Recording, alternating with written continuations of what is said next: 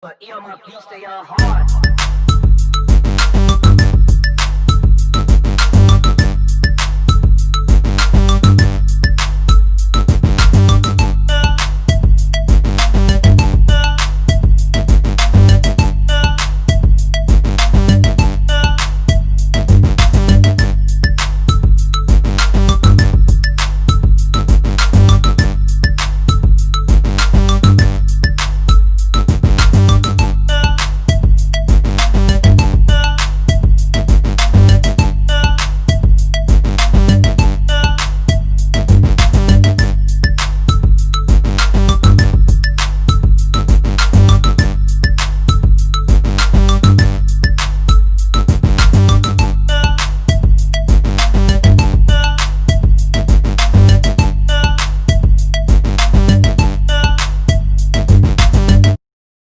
To the BCSN Sports Wrap, Brian Fulford, that is me, and my partner right there, as always, A.D. Drew. A.D., how you doing?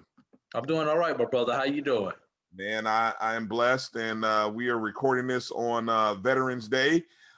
So our first and immediate thoughts go out to all of the military men and women who have served in the United States military branches.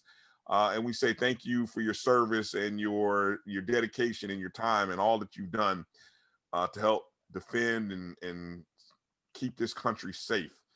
So what's been in the news lately, Drew? Anything big been going on in the news? I think it was some lady from Howard University. They voted her for something. I don't know. She's a Howard alum, man.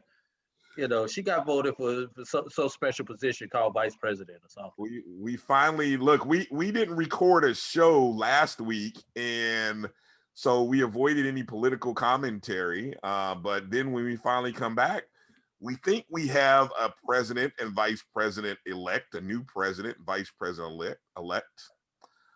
Joe Biden and Kamala Harris, of course. First HBCU grad, first woman, first Asian American, first multiracial, first member of the Divine Nine. You get a lot of the first categories, didn't she? Yes. Yeah. So that's big news, and I guess what we'll just wait to see is whether the other side and their claims of voter fraud and all that other stuff actually turn out to be worth anything. Yeah. What's the over-under, Drew, on the number of days before President Trump actually concedes? We're recording this, and I would say we are this is only day 3 or 4, because if we say Saturday is when when it was officially, or sort of I guess you could say officially, it was called. Yeah, that's when it was called. So we're only about into day maybe 4. What's the over? I'm going to set the line at 21 days. Over or under 21 days, will Donald Trump concede above or below that number? Oh, I'm taking it over, definitely. I'm taking it over. Number one, 2000, Bush v. Gore. Okay. That was 32 days, if I remember correctly. Oh, okay. So maybe I should have set the line closer to that. And then number 2, I don't know the date. It's December 11th, December 14th, somewhere in December. That's when the Electoral College actually chooses the president. It's in December. That is the number that you should have set. Okay, so I think what I can do, let's see, from the 8th was the Saturday. Was the 8th the Saturday? What day was Saturday? Yeah, the 7th. Okay, yeah. So from the 7th to the 11th, let's see, 7, 14, 21, 28, 34. Okay, so I'm going to 30. Okay, so and you said 32. Okay, so I'm going to set the line at 31 and a half. 31 and a half. Will it go? No. Let's keep it real. 32 and a half. How about that? 32 and a half. That puts it right either at the previous mark of 32, or he takes it over. Now, that would mean by December 9th. December 9th is the actual date. You go over or under? It's a tough one. I'm still gonna take the over. You're taking the over. Wow. I'm Wow. still gonna take the over. Yeah, those are important days. I'm glad you said that. December 11th. I think, and like I say, don't quote me on that because I don't have it in front of me in Google, but I remember 32 days. And Brian, I will tell you why I remember, because I was just a regular radio DJ at that point in time. I had my show in Lincoln. I was broadcast out of Lincoln, Missouri, Lincoln University in Jefferson City, Missouri. Okay. And I remember coming on the show and I would open up my show and we still don't have a president. And I would come back the next time and we still don't have a president. No news on the president today. And I got tired. I just got tired doing it. I know it was beyond Thanksgiving when it happened. And I said, I really think it was like 30 or 32 days later before everything was finally resolved in the courts. So did you enter? And that was 500 votes in one state. We're talking about 5 to 6 states.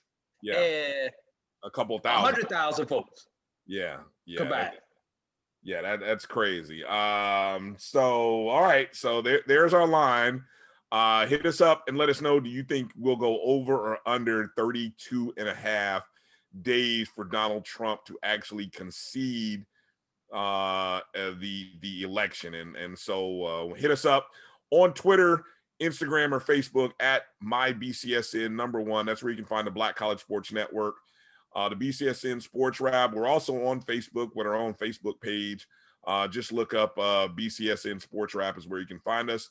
If you're watching this show on YouTube, well, make sure to give a like up and subscribe.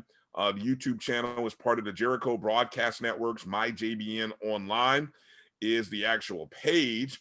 And of course, I want to remind you, go and download the Jericho Broadcast Network's app. You can go to Google, Apple Play Store, do a search under MyJBN or MyBCSN, download the app. Not only will you get notifications when our show posts, also Dr. Cavill's Inside the HBCU Sports Lab, which airs every Tuesday night, 7 p.m. Eastern, 6 Central.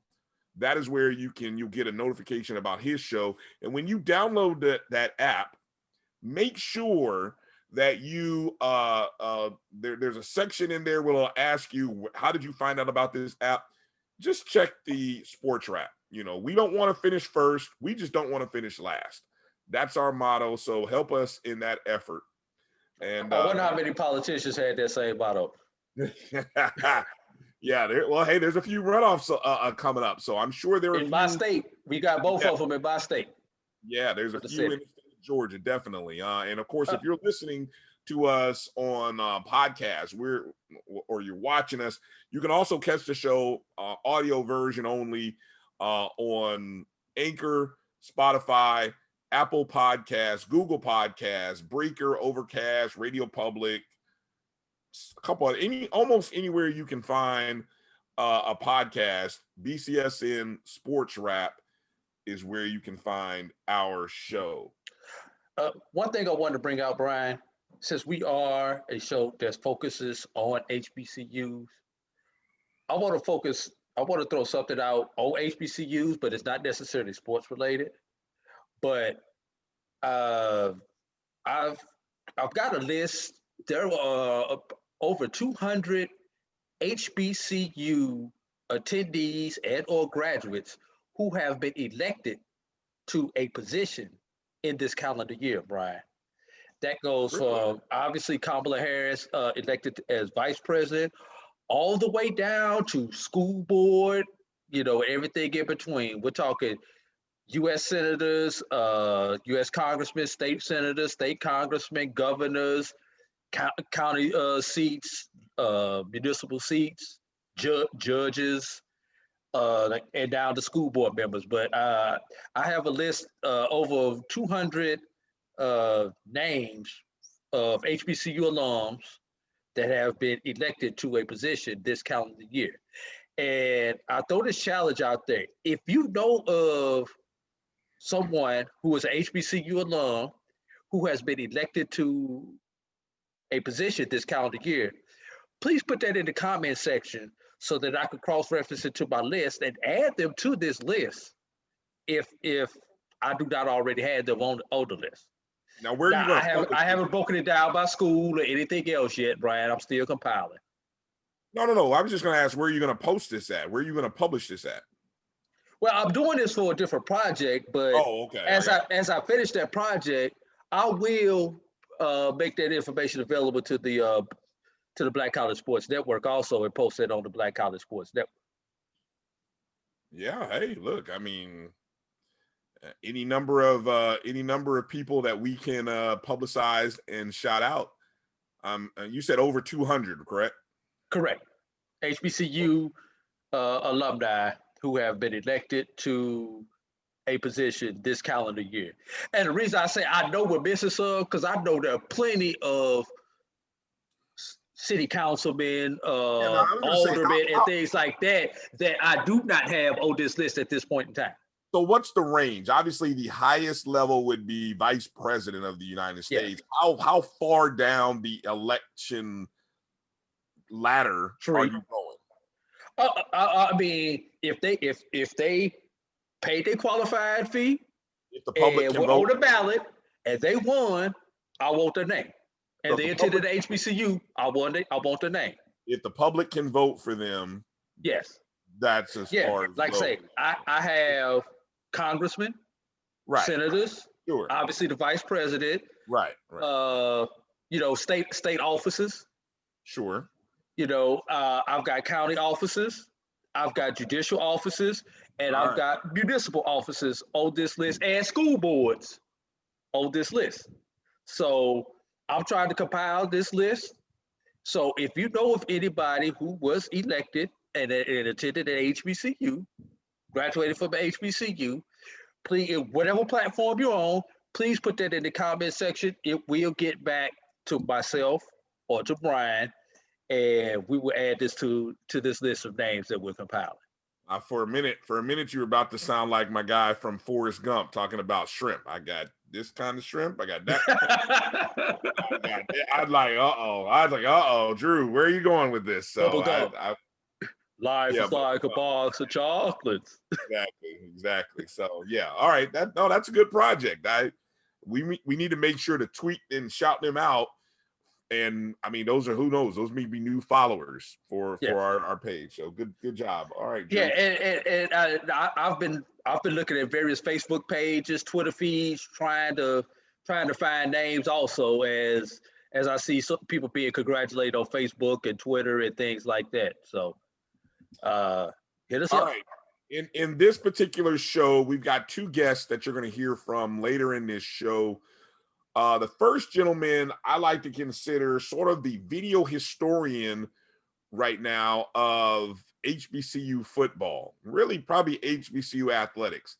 Any game, especially over the more recent last few years, any football game that has been broadcast, and even going really deep into the archive. He has over 900 videos on his YouTube page. I'm talking about the one and only Mr. Alex Hines. I don't think many people have had an opportunity to see him, hear from him. They just know his YouTube page and maybe follow him on Twitter, or they've checked out his new webpage, his website. So we get an opportunity to talk. And he's on Facebook also. Yeah, okay, he's on Facebook. So we'll get an opportunity to talk to Alex Hines, the man behind, I think, one of the. I mean, it's a great resource. I mean, look, there are so many great games featuring so many great HBCU players, and there's still some games I'm sure that will be added along the way, and it's just I think it's a fascinating conversation that we're going to have. And then we get into a conversation with a good friend of ours, a good friend of the program, Trevin Jones from Urban Media Today. Trevin is also the does play-by-play for Howard University football and men and women's basketball. So we're going to kind of talk about Howard basketball. It is basketball season. So we'll also talk about the MEAC. The MEAC's been in the news over the last Again. So we'll kind of talk a little bit about that news. And then, Trevin has been very vocal and, been one of the very solid voices within HBCU media regarding some of the things that are happening related to the COVID pandemic that we're in and HBCUs and athletics. So you get a chance to kind of hear some of the conversations that we've had in other places off the sports wrap. So I think it'll be a good conversation that we have with Trevin. But before we get into that, AD, we spent the last 4 shows really with Alvin Hollins, our good friend, MEAC Hall of Famer 2019 class, talking about the MEAC 50 best football players that played during the era of the MEAC from 1970 to 2020. We kind of broke down the list, the all-time football list that the MEAC put out, featuring 149 players. We talked about position by position breakdowns. We talked about the players who were left off. I thought it was a very thorough conversation. And so what we did with all of that, we went and put what we're going to put forth in the upcoming week before Thanksgiving. It'll drop, will be the MEAC 50, or I guess we can call it what? The BCSN's MEAC 50. The BCSN's MEAC 50, the 50 best football players, offense and defense, special teams that played during the 1970 to 2020 era for the Mideastern Athletic Conference. So that is something we're looking forward to releasing. We hope you enjoy it. I know it's been a lot of work. It still is work in progress. And so any thoughts on that, Drew? I know we talk a little bit about it later, but any thoughts on that? No, just some interested names on the list. Couple of people got left off the list. 30 quarterbacks on this list, on the initial list. There are going to be a bunch of people who are going to be disappointed or upset with the quarterbacks left off this list.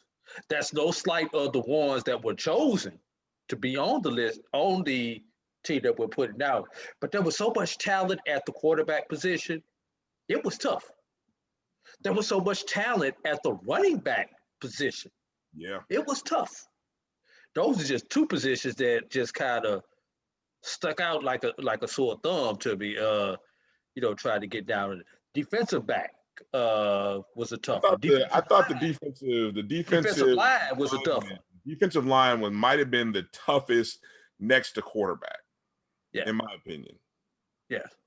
And there were a lot of close votes where it came down to, did that person get a second team vote also, in addition to a first team vote? And that's what some of these decisions came down to when we tallied up the votes. Yeah. So that'll be a little bit about that conversation, and so I'm looking forward to that. And then I know, again, we've got to get into that conversation coming up probably in our next show, talking more in depth about basketball, because most of the basketball teams aren't really playing until after Thanksgiving. Yeah. Although the NAIA is playing right now. I've seen Harris Stowe has played a few games out of St. Louis. Talladega has played a couple of games. And I think maybe Xavier has played also. Those are three off the top of my head that I think I've seen that have played. Right. Yeah. It's yeah, they definitely have. I was gonna mention a couple of guys before we head to break. Obviously, down in Louisiana with our good friends over at Xavier University, Coach Williams, Rayshawn Mart has really been having a great start to the season for Xavier, who, let's see, by my count, they're 2-1 now. I think they won the first 2 games of their season, and I think they may have lost more recent this week. So they're either sitting at 2-0 and 2-1, but I know Rayshawn Mart had an unbelievable start to the season. And then I'd also include a young man that plays at Harris Stowe, Mr. Deshaun Munson, who over the past week averaged 42 points per game, 14.5 rebounds, and 6.5 assists.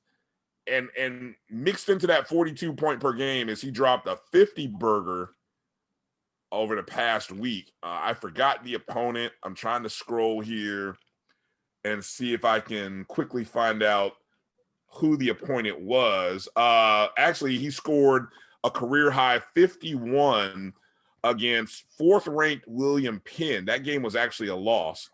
And if I'm not mistaken, he scored 51 with no 3-point shots. That's old school. Yeah, that's old school. So shout out to Deshaun Munson and Rayshawn Mart from Harris Stowe and Xavier University for getting off to a great start in the month of November.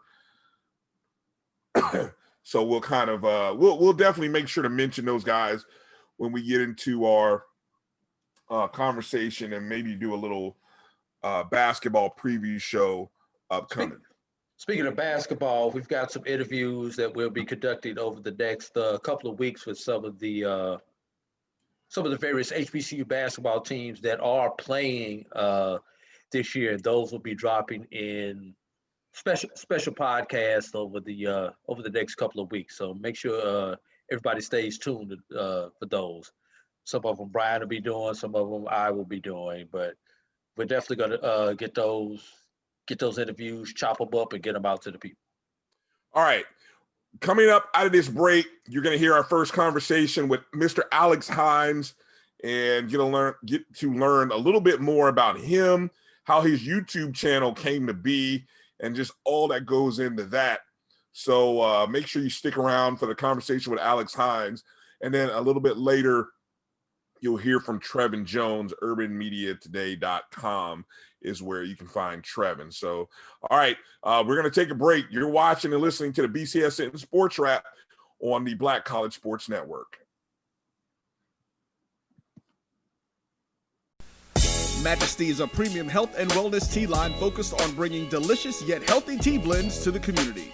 Filled with an abundance of vitamins and antioxidants, we work to blend teas with exotic spices and fruits to produce scrumptious and wholesome beverages. So check us out at mymajesties.com. That's MyMajesties.com. My Majesties, an Urban Passport member.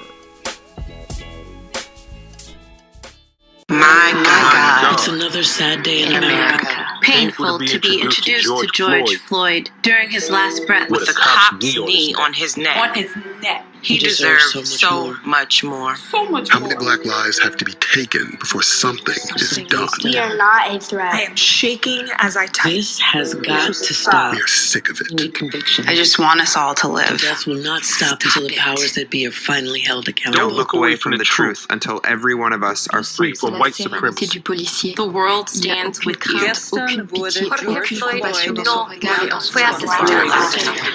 Criminalizing and killing of black and brown bodies is not new. It's as old as America. It's just getting filmed more. Do you know what it feels like to be hunted? To have a new hashtag for a dead black person every single day? How does one plan a life if they aren't sure they will have a life to plan? Trayvon, Teresa Shonda, Armstrong, Anderson, Deborah Dance, Megan Sandra Day, Nehemiah Michelle Lee Stephanie Sharp, Megan, Loretta Tanika, Tanika, Sharon Webster, Keisha White,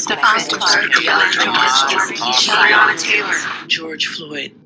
His name was George Floyd. Say his name. Say his name. George Floyd. Say his name. Say their names. Once again, and always, we fight for justice. Black Lives Matter. Black Lives Matter. Rest in power, beautiful. You didn't deserve this. Our podcast you can find everywhere you listen to podcasts. Just do a search for BCSN Sports Wrap. You can also find many of our shows on YouTube at MyJBN online, at BCSN Sports Wrap on Facebook as well. Go download the app, Jericho Broadcast Network app. Search MyJBN or MyBCSN on Google Play Store or iTunes Store. That's where you can download the app. Major. Back to the BCSN Sports Wrap. Bryan Fulford and A.D. Drew here. And as we get ready to go into this next segment, it is our pleasure to have a conversation with Mr. Alex Hines. And for those of you who may say, who is Alex Hines? Why does that name sound familiar? Well, let me just say, if you have watched an HBCU football game over the past, I don't know, couple of years on YouTube, you have probably been doing it from his YouTube page. And so it's an opportunity for us to kind of have a conversation with the man who's behind, I think, one of the more popular YouTube channels that's been covering HBCU, not only football, but basketball, volleyball, but I basically call him the video historian of Black college athletics and Black college football in particular. And so we want to welcome Alex Hines onto the BCSN Sports Wrap. Alex, how you doing, my brother? Great, blessed. How you guys doing? I'm gonna be honest with you, Alex. I'm a little jealous. Why? Because I wish I would have thought of what you're doing, a few years ago. Because, the idea is so simple. It's sickening, but it's, the traffic that you generate, and just being a sports nut myself, it's really, it's really interesting. It's good to have a source where I can go to for some of these long lost games. And as Bryan and I do our show, and we just think about games and talk to people and talk about games of the past, first thing we do, Go to Alex Hines' channel and see if we can find that game and go back and watch it. And I'll try to find it if I don't have it. Yes. So, Alex, tell us a little bit about, before we get into the channel, tell us a little bit about your background, where you from, your relationship with HBCUs, and just give a little, as much as you're willing to share with the audience, people who may not know you. All right. Well, I'm from Ettrick. We lived 5 minutes from Virginia State. Okay. I was walking distance. When I got to be about 10, my first football game was Virginia State. When I went to a UR game, I was ready to go. I was the kid that was calling plays, watch the screen, watch the draw. Man, can't you tell your son to shut up?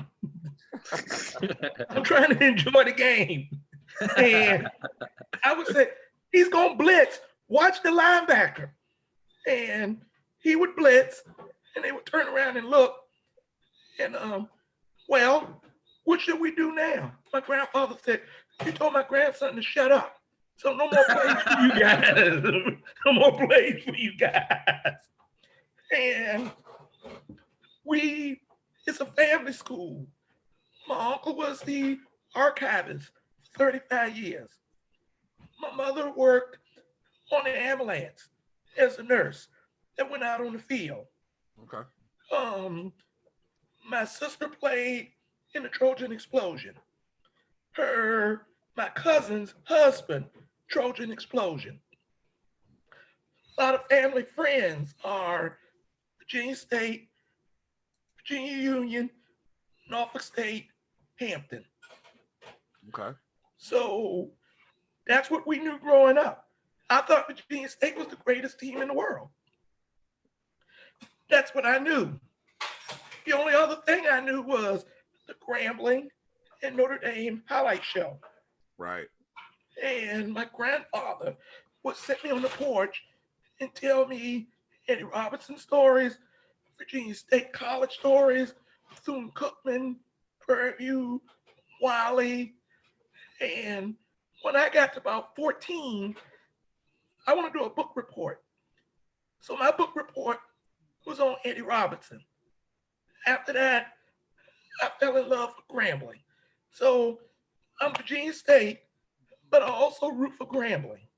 Mm-hmm. Which means if you root for Grambling, you can't, like that ugly school with that ugly aqua colors, call themselves Southern.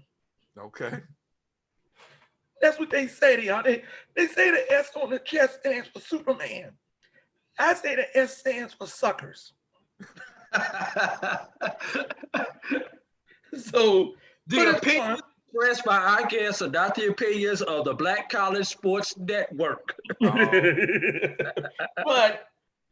that was my background.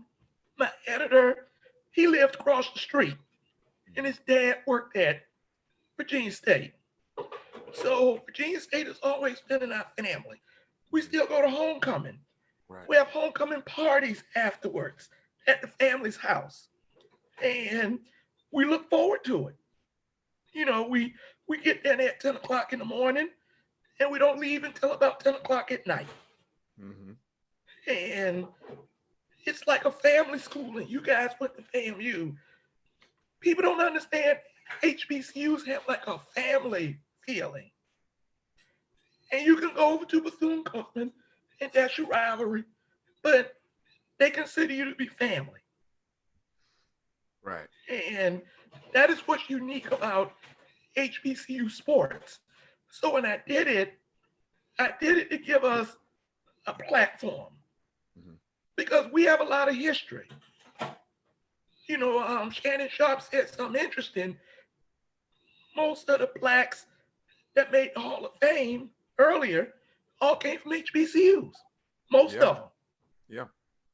When they named the all-time 100 team, Kansas City Chiefs had 3 defensive players. 2 of them were from HBCUs. Buck Buchanan from Grambling, Willie Lanier from Morgan State. Yeah. And to me, it's not promoted enough. You know, it's like these guys come, they do great things, and then we just give them a sailboat and said, sail into the rafters.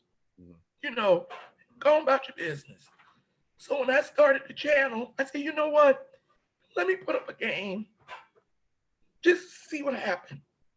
But then I said, hey, people say, do you have this one? Or do you have this one? I'll try to find this one. I had this one. And to be honest, I had a collection larger than this. My home was broken into. So I had stuff back from the early 90s. Okay. The Central State days. Oh, yeah. You know, when they were a powerhouse. A lot of Steve McNair stuff. Mm-hmm. And I'm now still trying to find. And that is the issue I'm having. You know, is how do we get our stuff on a platform? Because here's a pandemic. We got a contract with ESPN.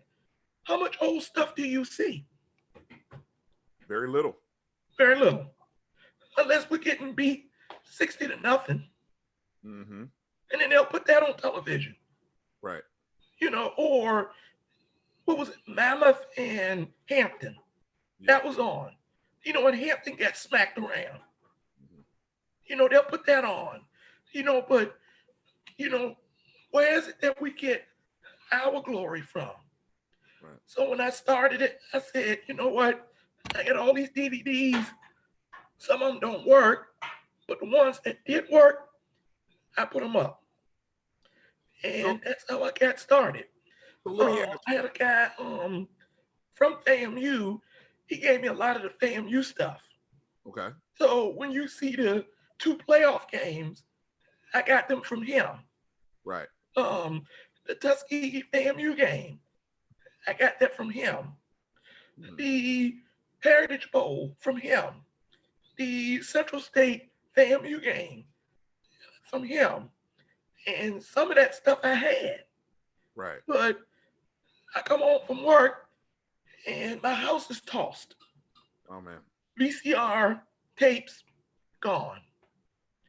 So in 1999, I decided I'm going to start over again. So that's how I had the first white championship game. Right. The 1999 Southern Heritage Classic. And then that's when I had, ex-players like, do you have any more stuff from this year? That's when I played. And I said, you know what, to some people, this is important. So you know what, I'm going to keep putting stuff up. And I just thank God that it's a blessing to people that our schools have a platform. And I'm waiting for the day that not only in sports, but our HBCUs talk about academic contributions that we've made. We act like that HBCUs haven't done nothing. And our HBCUs have made, if not more contributions than anyone else. And Let me ask this, Alex. Let me ask this. Let me backtrack a little bit what you were saying. So my initial thoughts were about Virginia State and kind of how what kind of videos and what kind of things you wanted to start by promoting Virginia State, but you said something that has me thinking. You said something that you actually had your catalog and your ideas maybe almost 20 years ago, right? Yeah. Yes. Of it. 20, 30 years ago. So let me ask this. I don't think YouTube was around then. I'm pretty sure it wasn't. No. What were your thoughts on where were you thinking about putting this? Where were you thinking that, you got all these tapes? Were you thinking about where you could put this, or you were just sort of in a collection mode at that I was in a collection mode. Okay. And when football season was over, had nothing to watch, pop a tape in. Okay. Somebody said, don't you know who won the game? Don't make a difference. Game was good. I want to see it again. And that's what I was in. And there was no YouTube. Right. There was no video platform. And I can't say I had all the answers. I was just collecting. When did the light bulb sort of go off to say, let me start collecting and putting what I have found or what I've been able to gather on YouTube? When what was sort of the trigger that brought the idea about? Well, I want to say, you know what? Let me watch a game. I'm going through, where's our games at? So you know what? Let me upload this game. And maybe a few people will watch. But years later, would I think this many people would watch? No, I didn't.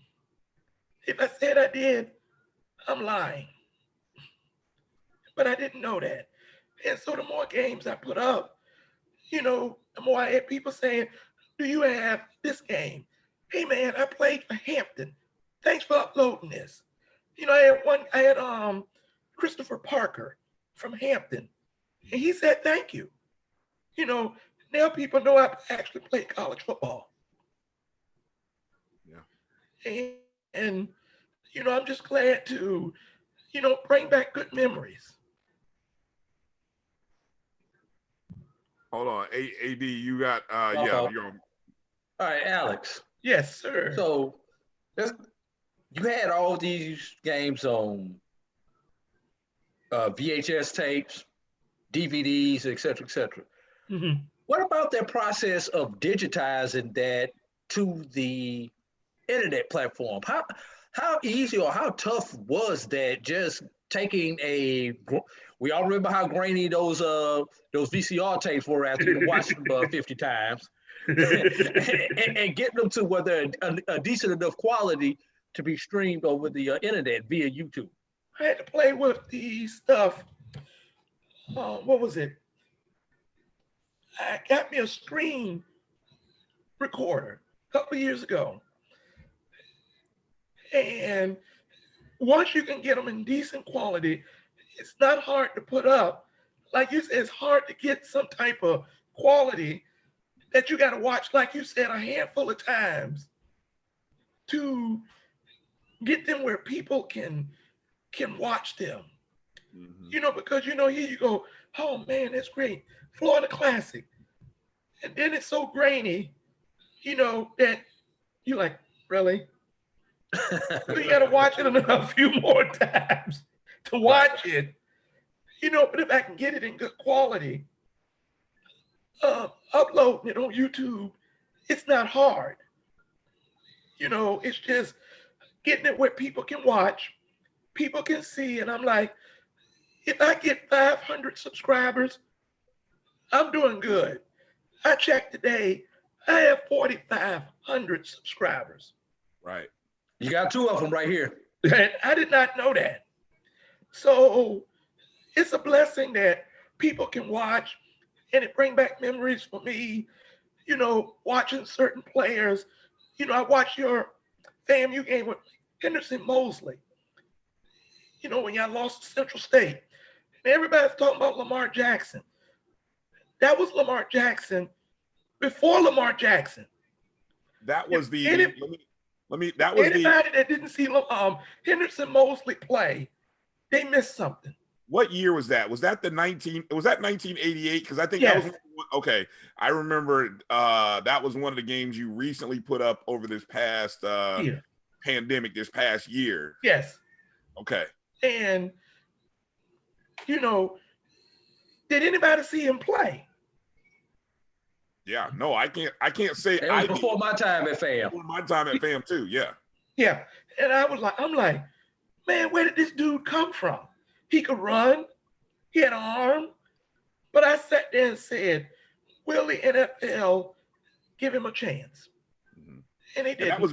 That was Billy Joe. Billy Joe was the coach of Central State back then, wasn't he? Yes. Yes, okay. He was. Yeah, that was the end. That was actually the best of the Billy Joe era, when they I believe that's when they actually won the national championship during that time. You know, for an NAIA team to win the national championship over the at that point 1AA teams and the Division II teams was amazing. Didn't nobody want to play them. Yeah. They were beating up on the SWAC. They was beating up on the MEAC. They beat up on the CIAA. And the SIAC. On the SIAC. Yeah. Well, I'll never forget, he brought one of those early years of the Circle City Classic. I grew up in Indianapolis. And the Classic was started in 94. I think one of those first years Jerry Rice came. But I will never forget.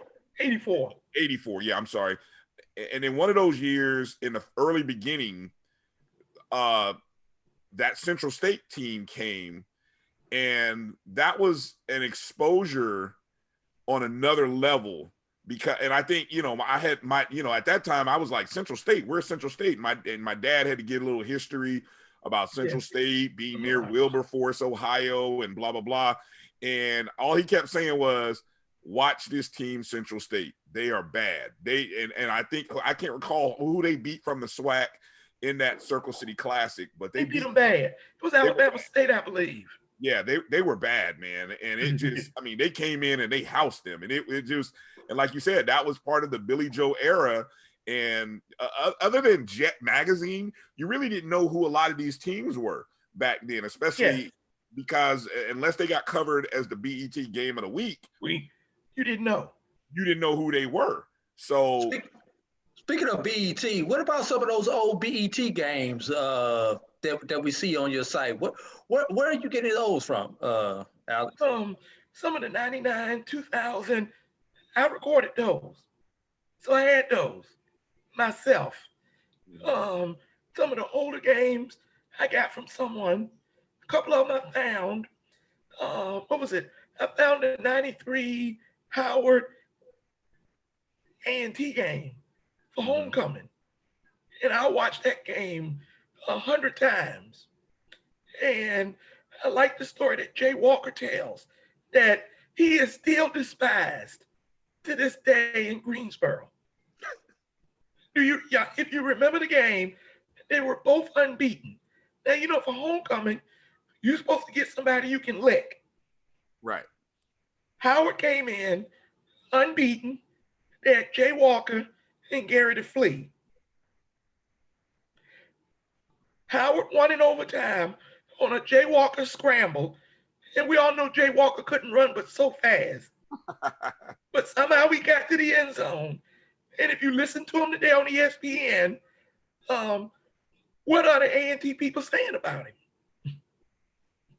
Oh, they still remember that game. I'm sure there's a lot of hatred about that. Yeah, they give him the thumbs down. Yeah. And the significance of it, Howard finished unbeaten, won the MEAC, and lost to Marshall in the first round of the playoffs that year in '93. So getting some of those games just bring back memories. And after BET, then we had NBC Network. And I recorded a lot of those games. And I'm like, NBC Network is trying to be BET on steroids. Because they were doing more than one game. They were doing 2 games a day. And sometimes 3.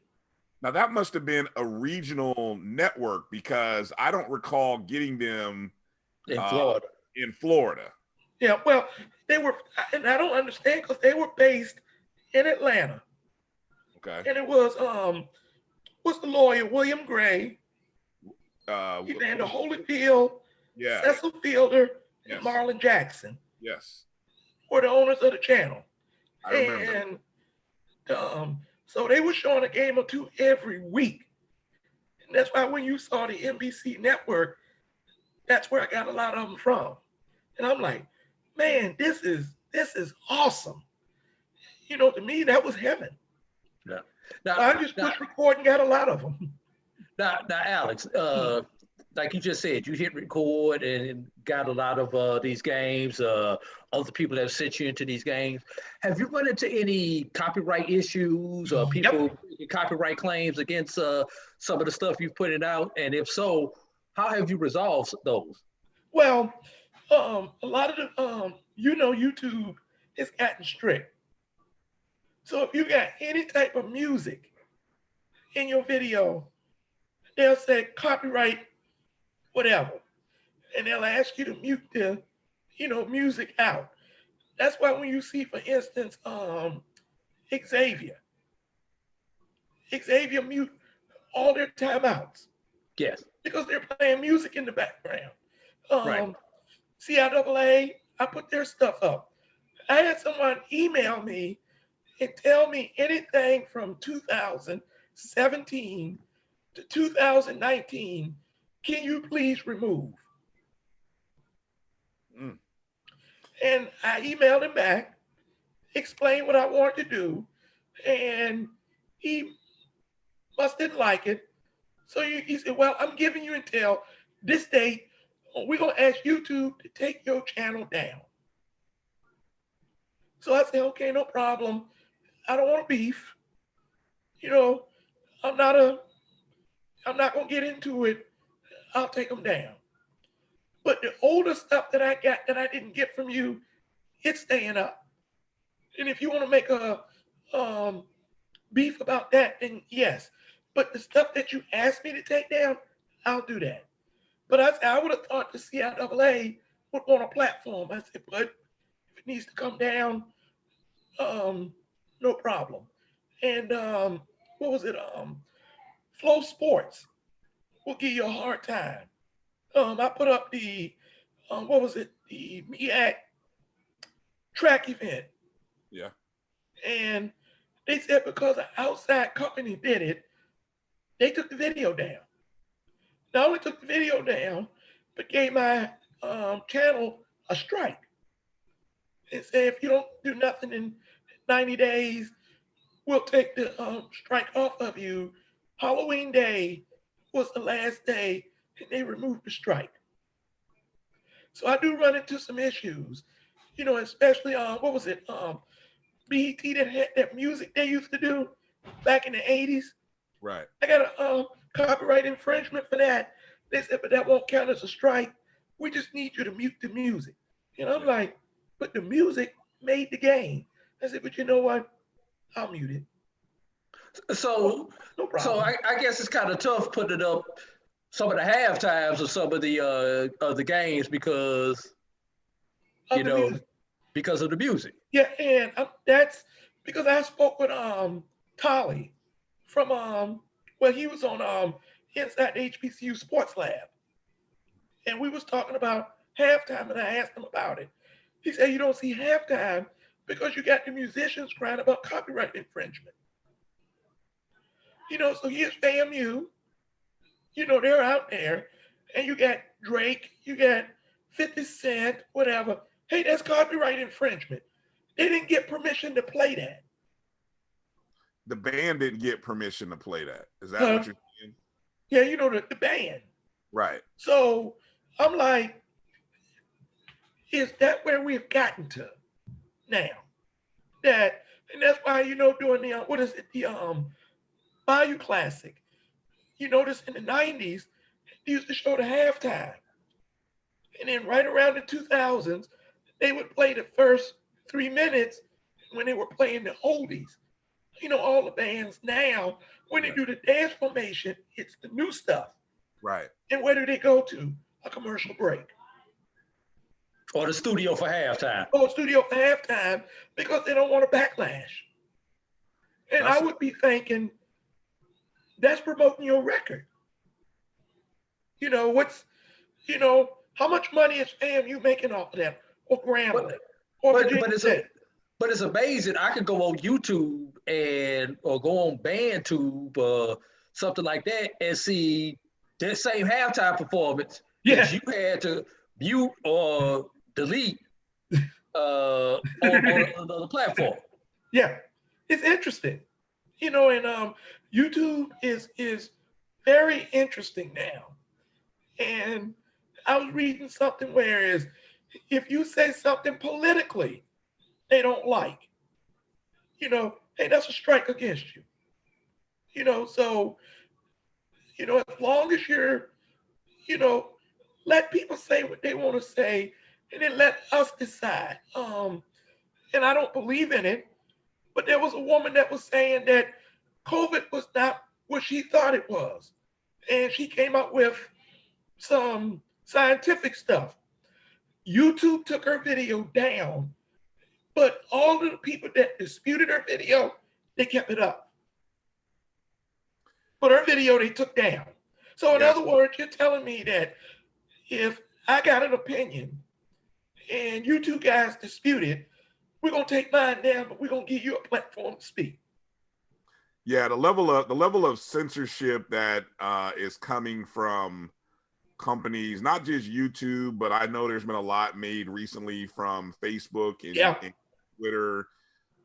It's getting to the point where I'm surprised another platform that does similar to what YouTube does. I mean, YouTube does not, it almost feels like YouTube shouldn't have the intellectual domain or shouldn't have the domain space to be the only platform where people can upload video sharing.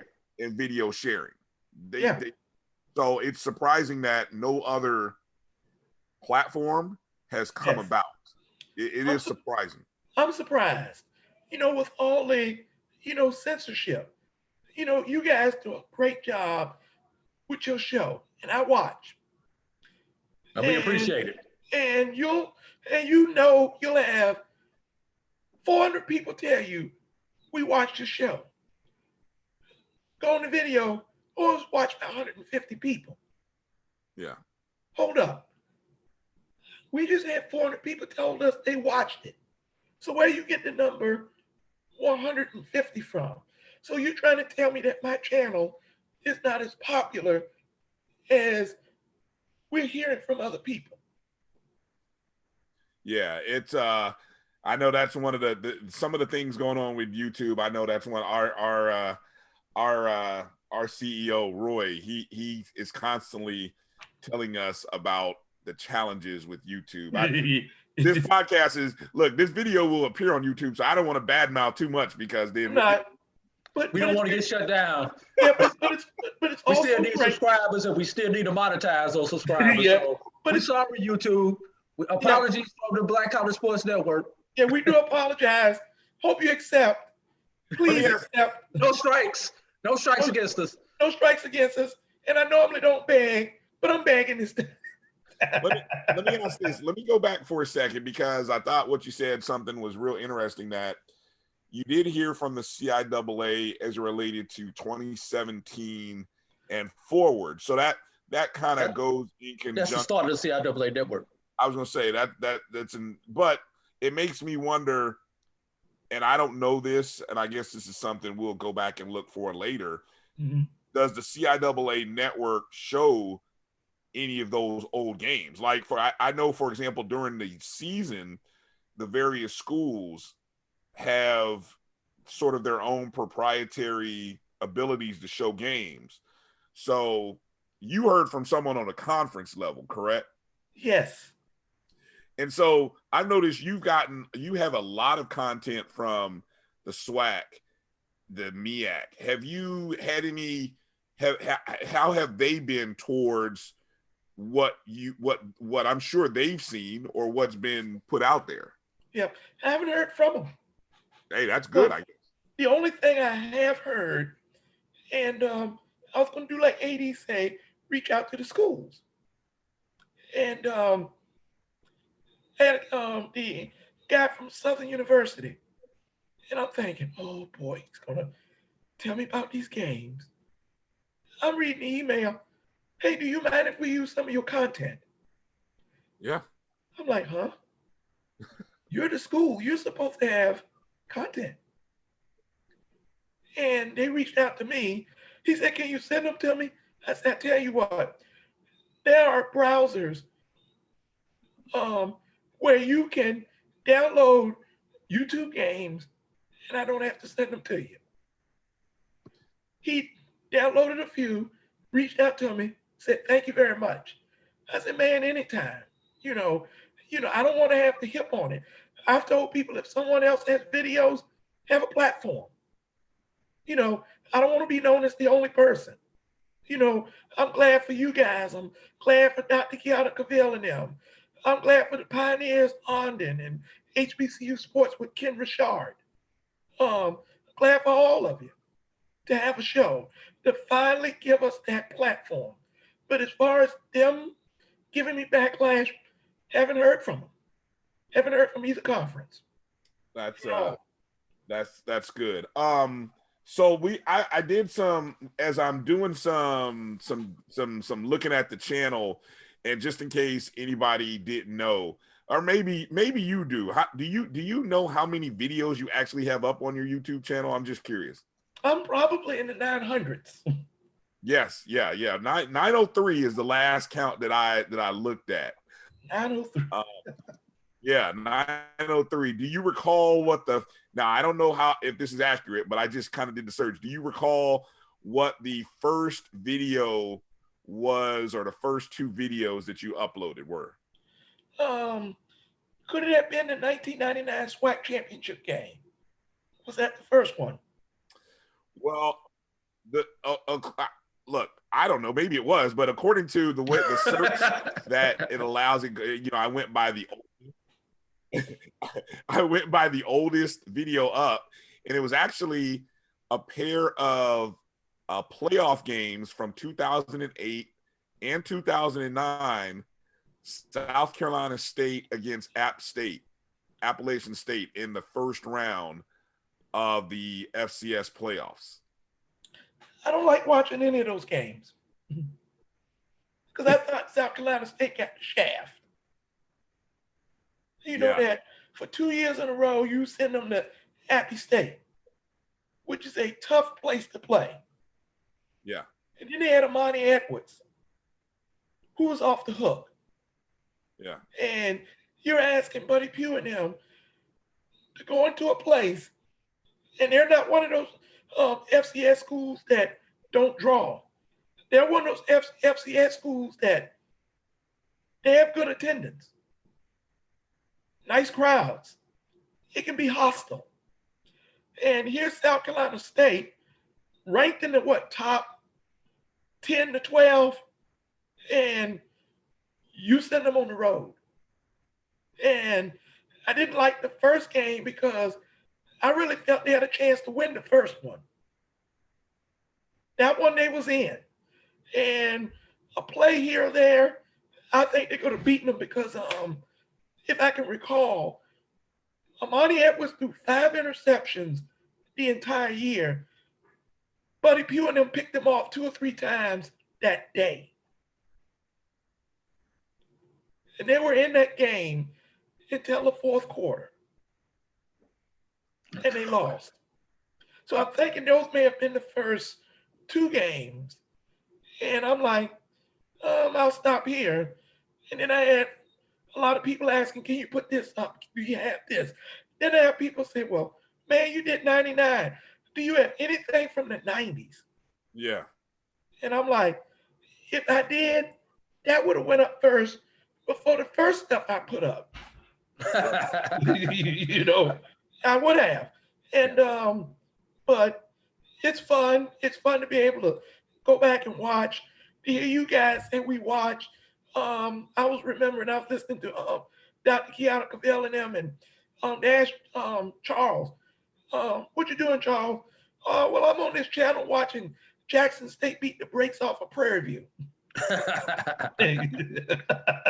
And I'm like, bro, don't say that. You know, your boy Mike is a Prairie View guy. He Prairie View. You cut him, he gonna bleed purple and gold. Right. And you're telling him that your school is beating the brakes off of him. Right. I'm like, so Alex, and we gotta get ready to get out of here. With this, got a couple rapid fire questions that I want to get you with. Sure. Got about 2 minutes, so we got to get all this in. Good. Number 1, which video that you have on your site is the most watched video to your knowledge? Well, I wrote it down. It's the 2018 SWAC championship game. Wow. Which, by the way, I told AD when we did our year in review, I thought that was the game of the year. And I thought it was the game of the year probably over the Celebration Bowl that year. Yes. Because of the fact that it was the move of the SWAC to the home field, and the visuals of that game, whoever produced and directed that game for ESPN might have done the best job that I've ever seen for a Black college football game. Yes. The atmosphere, the crowd shots, the enthusiasm. I wanted to go to Alcorn State really bad to see a ball game after that. The whole experience that they captured in that game was outstanding. It was superb. That was one of the greatest Black college football games that I've seen produced on TV. You didn't want to see, somebody had to lose, and you're like, man, somebody got to win and somebody got to lose. It was a great game. Right. And Tiffany and Jay Walker did a great job calling that game too. Yes. All right, Trevin. Now I need you to go to the tape, and I need you to give me just like 1 or 2 names when I go through this. All right. According to the tape, who's the greatest quarterback that you have on your channel right now? That I have right now? Yes, that we could go and watch on your channel. Steve McNair. Okay. Wide receiver. Who I got right now? There's plenty of those guys. Fam, you had a few. Kenyon Lamb, Jockway Nunley, Scotty Anderson, Michael Hayes, Sylvester Morris, the Cat. Some of those guys come to mind. All right. What about running backs? We know Tariq Cohen is going to be on your list, but outside of him. Sure, Tariq. Michael Hicks from South Carolina State. Who's another one of my favorite running backs? That Eric Gant from Grambling, to name a few. All right. What about on the defensive side of the ball? Any outstanding players that you like to watch on the defensive side of the ball that we can go on your channel and watch? Oh, was that Robert Mathis? Mm-hmm. Love Robert Mathis. Tenacious. A&M. Yes. Yeah. Yes. Daryl Johnson from A&T. That's with the Buffalo Bills. Who else? From Florida. FAMU. What's the linebacker? Earl Holmes. Earl Holmes. Great linebacker. Who else?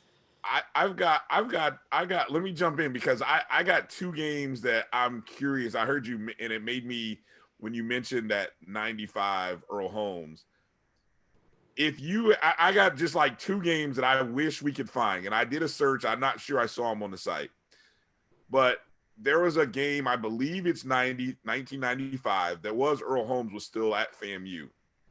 It was in the Atlanta, I think it was in the Georgia Dome. And I think the opponent it's either Southern or Tennessee State that FAMU played. 95 would have been in Fulton County if they were in Atlanta. No, they weren't in Fulton County, AD. I'm telling you that the Georgia Dome. That had to be 97. No, it couldn't have been. Could not have been. Could not. We will debate this. We gonna agree to disagree on that. All right, look, Alex. Okay. So here's. This is the tip off, Alex. The quarterback for FAMU was Mario Allen. And I believe this is a game where he engineered a fourth quarter comeback. And I think we were down, FAMU was down at least maybe 17 to 20 points going into the fourth quarter.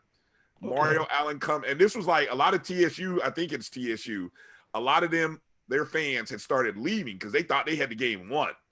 And and Mario Allen engineers this great comeback for FAMU to win. I remember that game. I don't know. AD says 97. I think it was 95. I don't know. We will debate that for a while. Now I got a question to ask. Go ahead. Do you think an HBCU team today could beat the 99 FAMU team? Ooh. I'll give you one. The undefeated A&T team 2017 would be a good matchup. 2017. Yeah, that'd be a great matchup. That would be a great matchup. Yeah, because they got to have enough defensive backs. Yes. They were so loaded that Jacqueline Nunley was the fourth option. Yeah. But outside of that 17 A&T team, I can't think of any other team in recent times that could hang with that team. Because FAMU was even deep at quarterback. Yeah. Oh, we got rid of Juwan Sider. Okay, Quentin Gray is adequate. Mr. B didn't have to change the playbook. Right. And if it wasn't for that interception he threw, that Youngstown State beat. Don't remind us. Had them beat. Don't remind us. And they tried to make, we'll just put FAMU on the road. And I know the NCAA was sweating. Okay, they beat Happy State. They got a lucky one, but they won't beat Troy. Then they beat Troy State for the second year in a row. And then they go and play Youngstown. And I'm watching them like, dude, you got them beat. And when he threw that pick, I'm like, man, that's it. Don't remind us. That's it. But that's the question I want to ask. Who could play with that 99 FAMU squad? Yeah, I would go there right there with AD and talk about that 2017 A&T squad. And I'll tell you, don't sleep on that Grambling team from a year. I think it was the year prior, 2016 Grambling. 2016 Grambling. They lost their first game and won out, if I remember correctly. Yes. Exactly. And now, was that the year they almost beat Arizona? That was that first game. Yeah, and they had them beat before quarterback Kincaid got injured.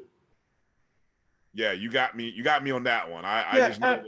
If the game is on YouTube, and Grambling was leading at one time, I think 21-3.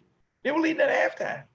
Okay. And the quarterback got a cramp, and Arizona had to come back and win that game. But Grambling had them at halftime. Grambling had them beat. Right. All right. The other game, and I know we're up against it, Drew, but hold on a second. I also wanted to call your attention because anybody who's out there may be watching this and may have the access to this, but I'm gonna give you the date.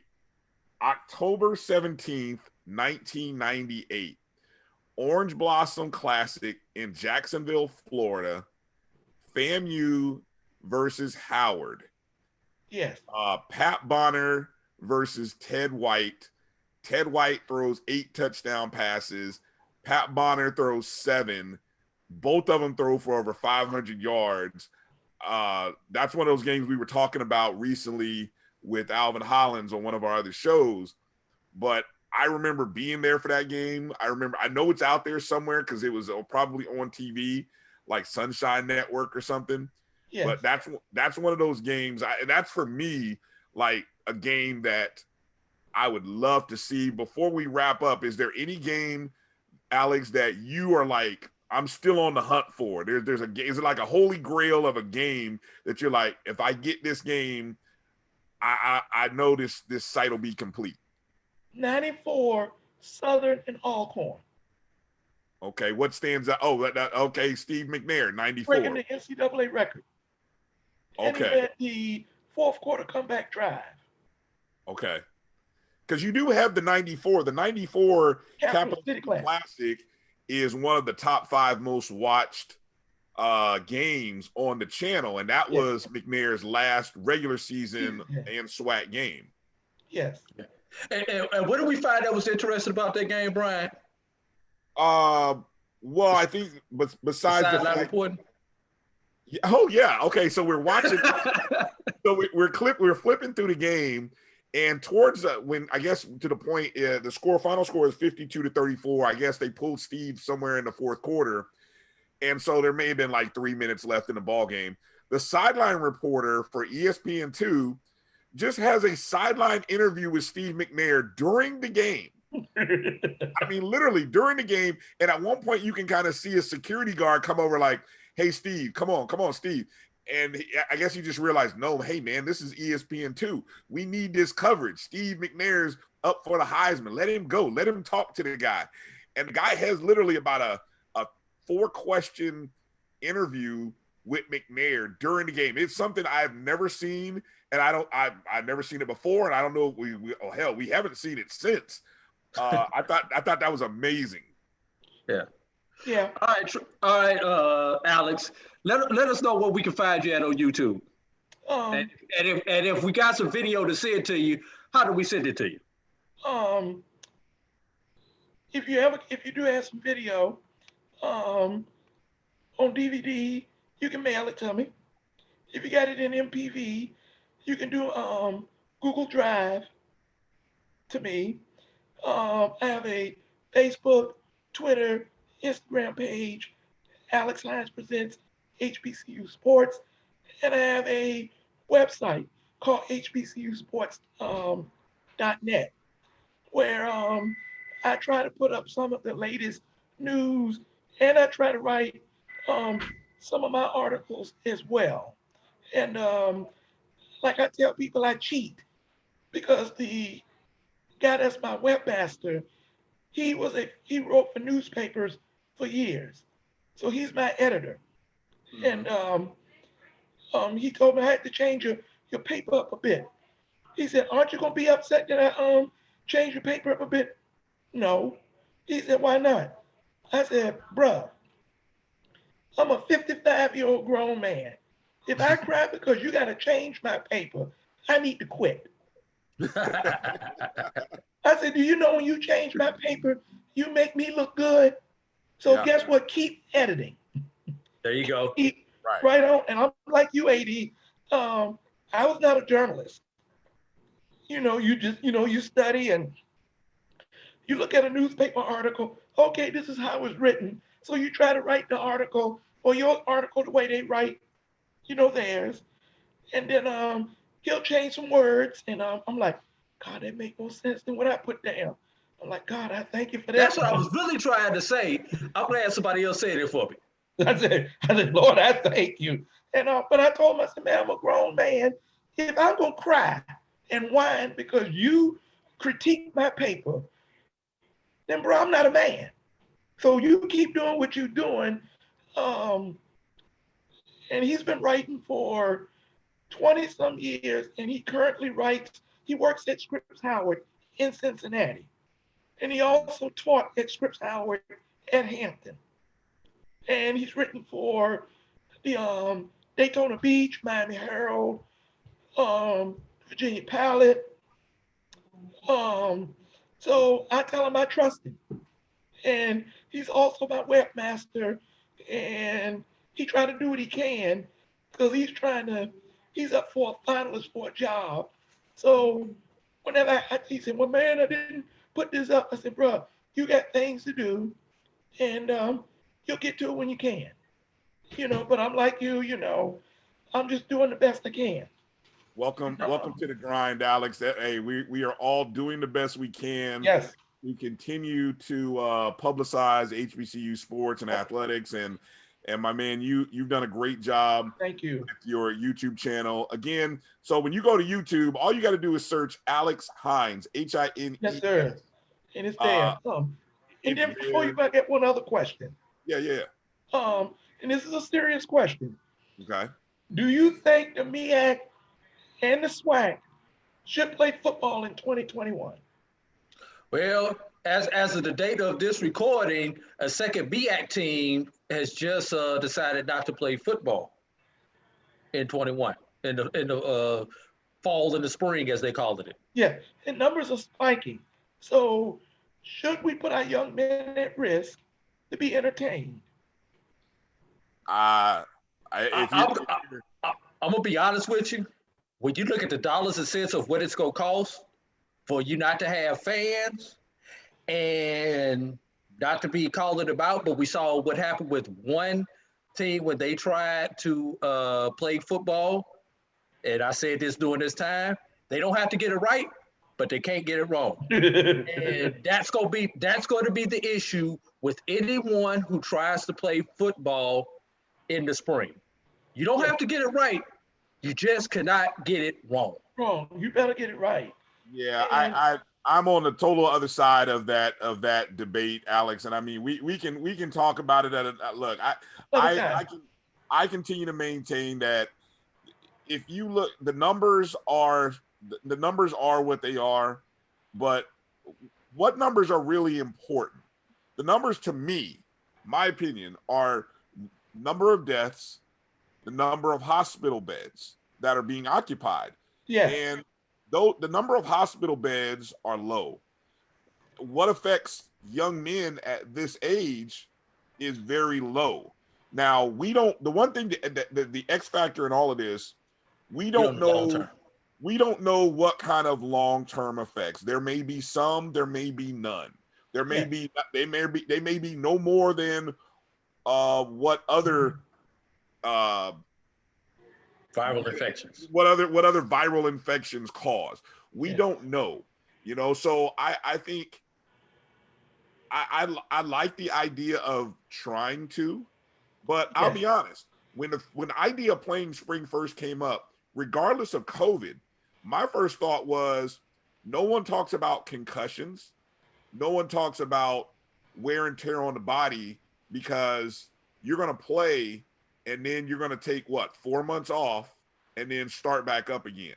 Yes. So I'm regardless of COVID, I think there are other conversations that I think are more of a reality that should be talked about. The lack of finances that'll be earned, or whether you will make finances.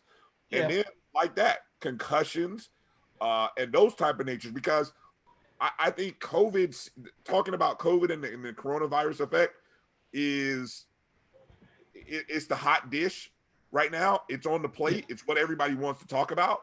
But I don't think that, in my opinion, is the biggest issue. I think it is an issue. I just don't think it's the biggest issue. Finances are an issue because who was it? Norfolk State. Y'all did hear about them, right? No. Well, Norfolk State is weighing its options that should they go to the Big South or should they go back to the CIAA? Yeah, they're going to have a windfall loss. It was in the millions that they're not going to have. And they're worried about what is the future of the MEAC?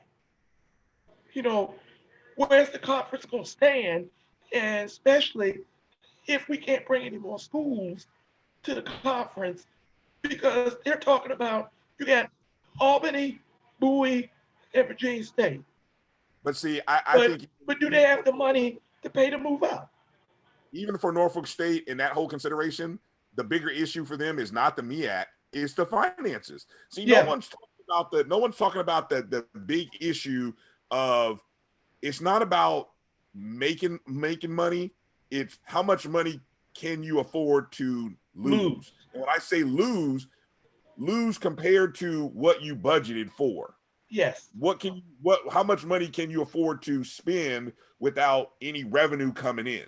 And so when they talk about, well, we're not sure what the MEAC is going to do, well, that's because you're sitting in a pandemic right now where you're not going to generate any money. So yeah, you're worried about balancing budget. Bethune-Cookman opts out of playing sports. In my opinion, they're a private school. Saving money makes more sense to them than anything else. They're worried about COVID, and I know that, again, hot topic issue, but in a month from now, COVID will, COVID, whatever pandemic they have on their campus, it will eventually dissipate in a month. COVID does not hang around for a whole year. Yeah. You know what I'm saying? It's an individual or a small group by group thing. And so in a month from now, Bethune-Cookman's campus will look different than what it does today. But the bigger issue is they don't want to lose money.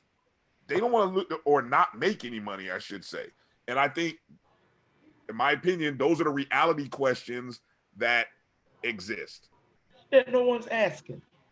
Yeah. So let me publicize before we get out of here, Alex. Let me make sure people know where they can find you on social media. Again, go to Twitter. You can find Alex Hines, HBCU Video Sports Channel at AlexHBCU, and the website HBCUSportsNet.com is where he's publishing stories, content, which is great for all of us. The more sites, the better. And then, of course, the very popular YouTube channel. Just go to youtube.com/Alex Hines, or just type in your school versus whomever, and you will find the Alex Hines YouTube channel. And make sure you subscribe to his channel. I mean, look, we always like to publicize and say, give a like and a thumbs up to our channel. But hell, right now we're talking about Alex Hines and his channel. So be a part of the 4,000 plus subscribers of his. Subscribe, and share. Like, subscribe, share. Like, subscribe, share. And, hit me up if you have any videos or anything, or if you want to start your own platform. Exactly. More than one is good. Not a competition, because in the end, our HBCUs win. Come here, Josh. Right. Tell them hello, Josh. Come here. All right. How you doing, Josh? Young Trojan. No, he don't root for the Trojans. Uh-oh. He does the opposite of what I do. I'm a Steeler fan. He became a Ravens fan. I root for State. He roots for Union. Uh-oh. If I say the sky is green, he gonna say the sky is purple. Hey, well, Alex, we appreciate you letting us into your home, and it's been a pleasure talking with you. Thank you. We'll do this more. And we definitely want to do this more. Thank you. And this has been a great experience for me. meeting two guys that have a great show with great content. If you notice, I share your stuff. Yes, we we noticed. appreciate it always. And I share it because, it needs to be heard. You do a great job. And then you gotta do what, Florida Memorial as well. Yeah. And people, please, people, support Black College Sports Network. These guys are informative and they're knowledgeable. So please not only watch, but tell others about this wonderful platform. There it is, folks. Now, we may turn that into a commercial. Just want to let you know, Alex. Hey, that's okay. Hey, tell them the truth. All right. That Alex, we appreciate it. Again, Alex Hines on Twitter at AlexHBCU. And then, of course, the website, HBCUSportsNet.com. Bryan Fulford and A.D. Drew here. We'll be back right after these words with more of the BCSN Sports Wrap. Thank you.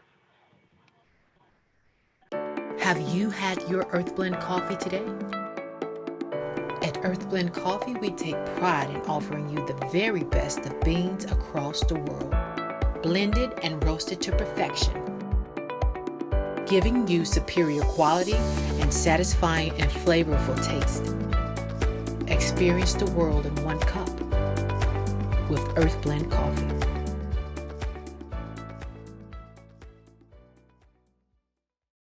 The Creole seasoning is a sodium-free and sugar-free blend that's versatile enough to put on anything. One of the first blends I developed more than 8 years ago, the Creole seasoning has an unmistakable aroma, a bold flavor, and a little heat for character. Every time I open one of these bottles, I hear trumpets and big band music. Because the fight isn't over yet. You will see me choose to protect my community by wearing a face cover. And even with my face covered, you will see me. As a son. As a man with a never quit attitude. As a fighter for change. Join me in wearing a face cover. To help stop the spread of the coronavirus. Because this is one small act of kindness that has the power to make a big difference.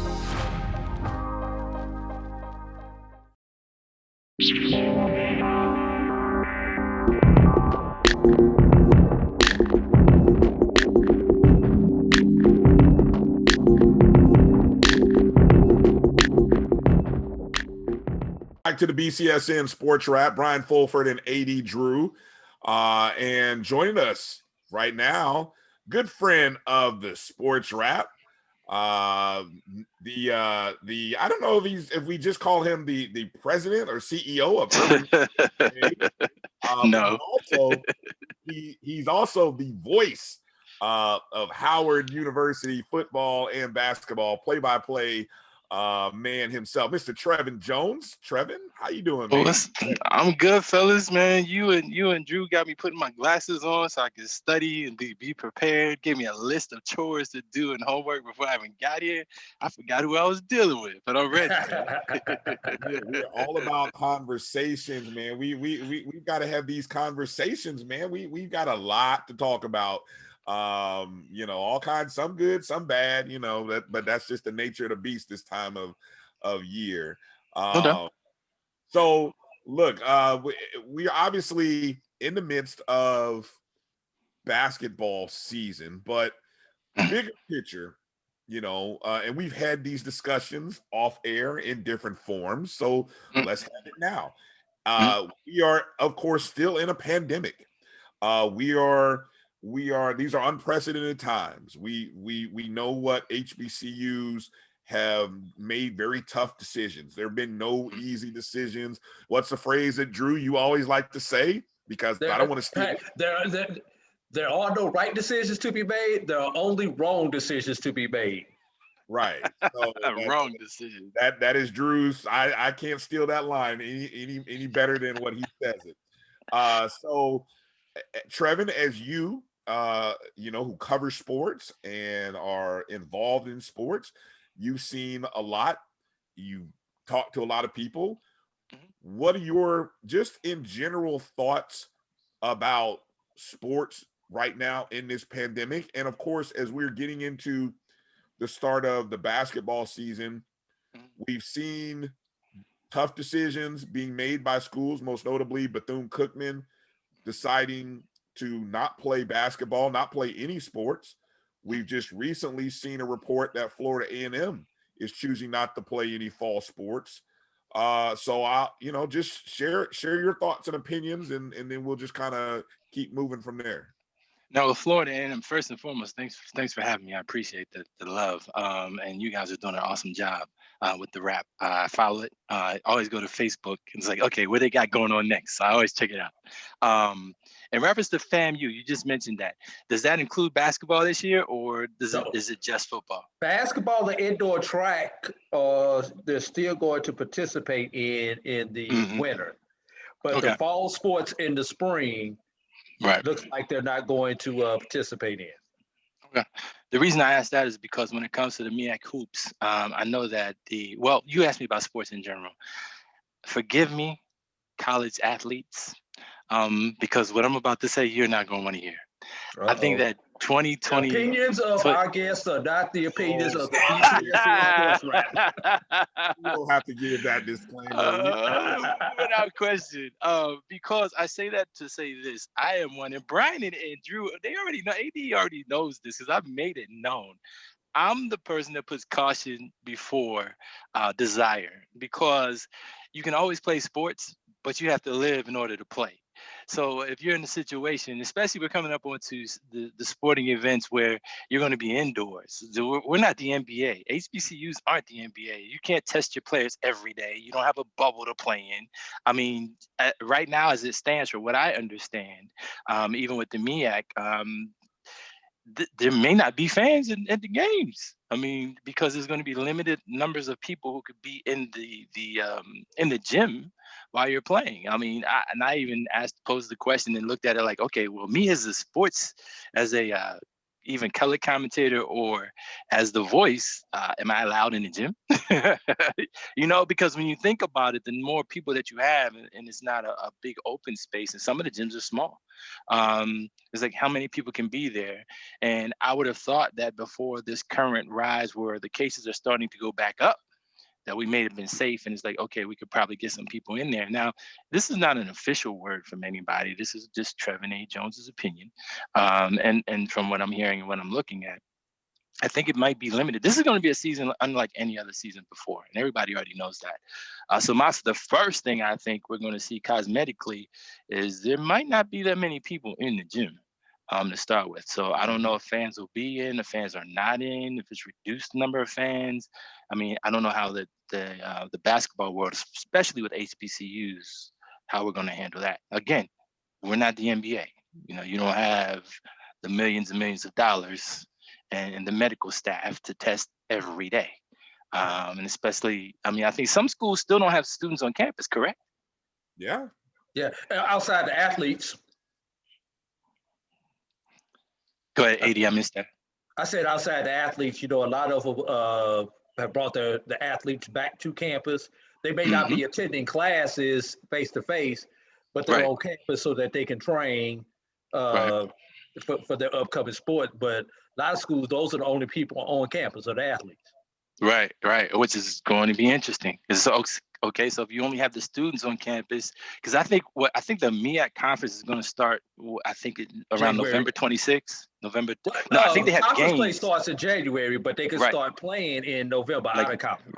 Yeah, I would think around November 26th. So that's going to be interesting. That's going to be the telltale sign to see what happens during non-conference games on these campuses, so that when conference play starts to come around in January, to see if people will be allowed or how many people. That's going to be interesting.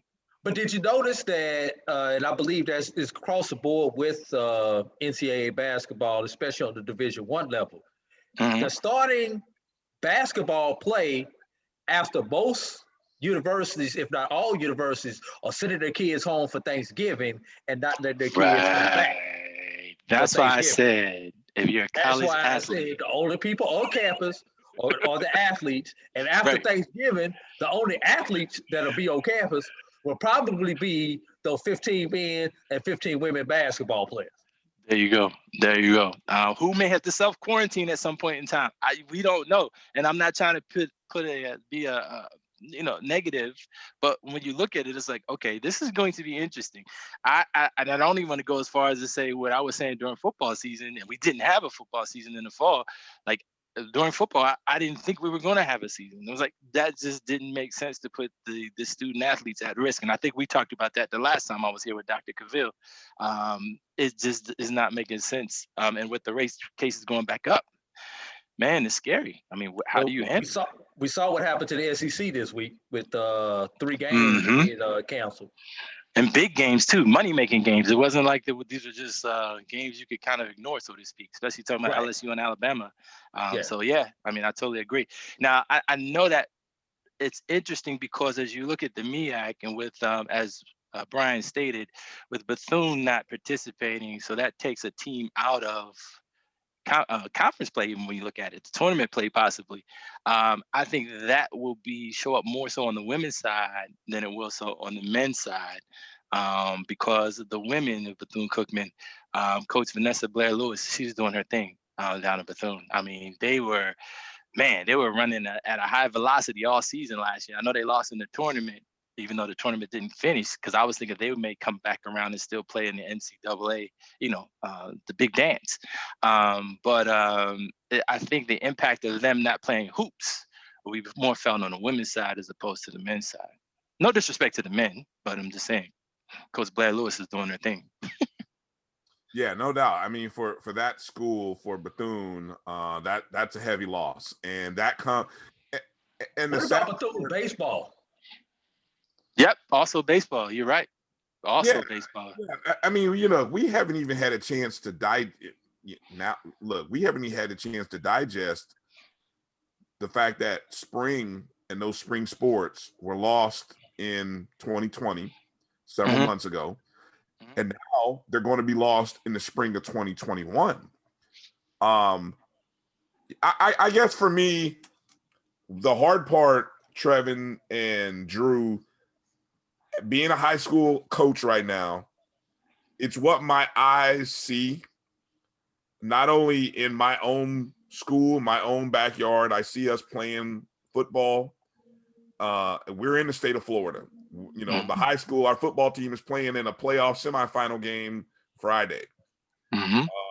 I'm basketball season. We're into basketball season the first week, girls basketball second week.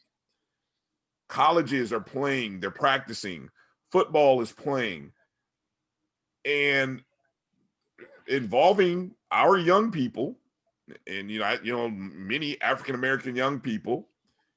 And so I keep going. That part is the troublesome part for me, is that I see, I hear, and maybe my mind is telling me it's mixed messaging.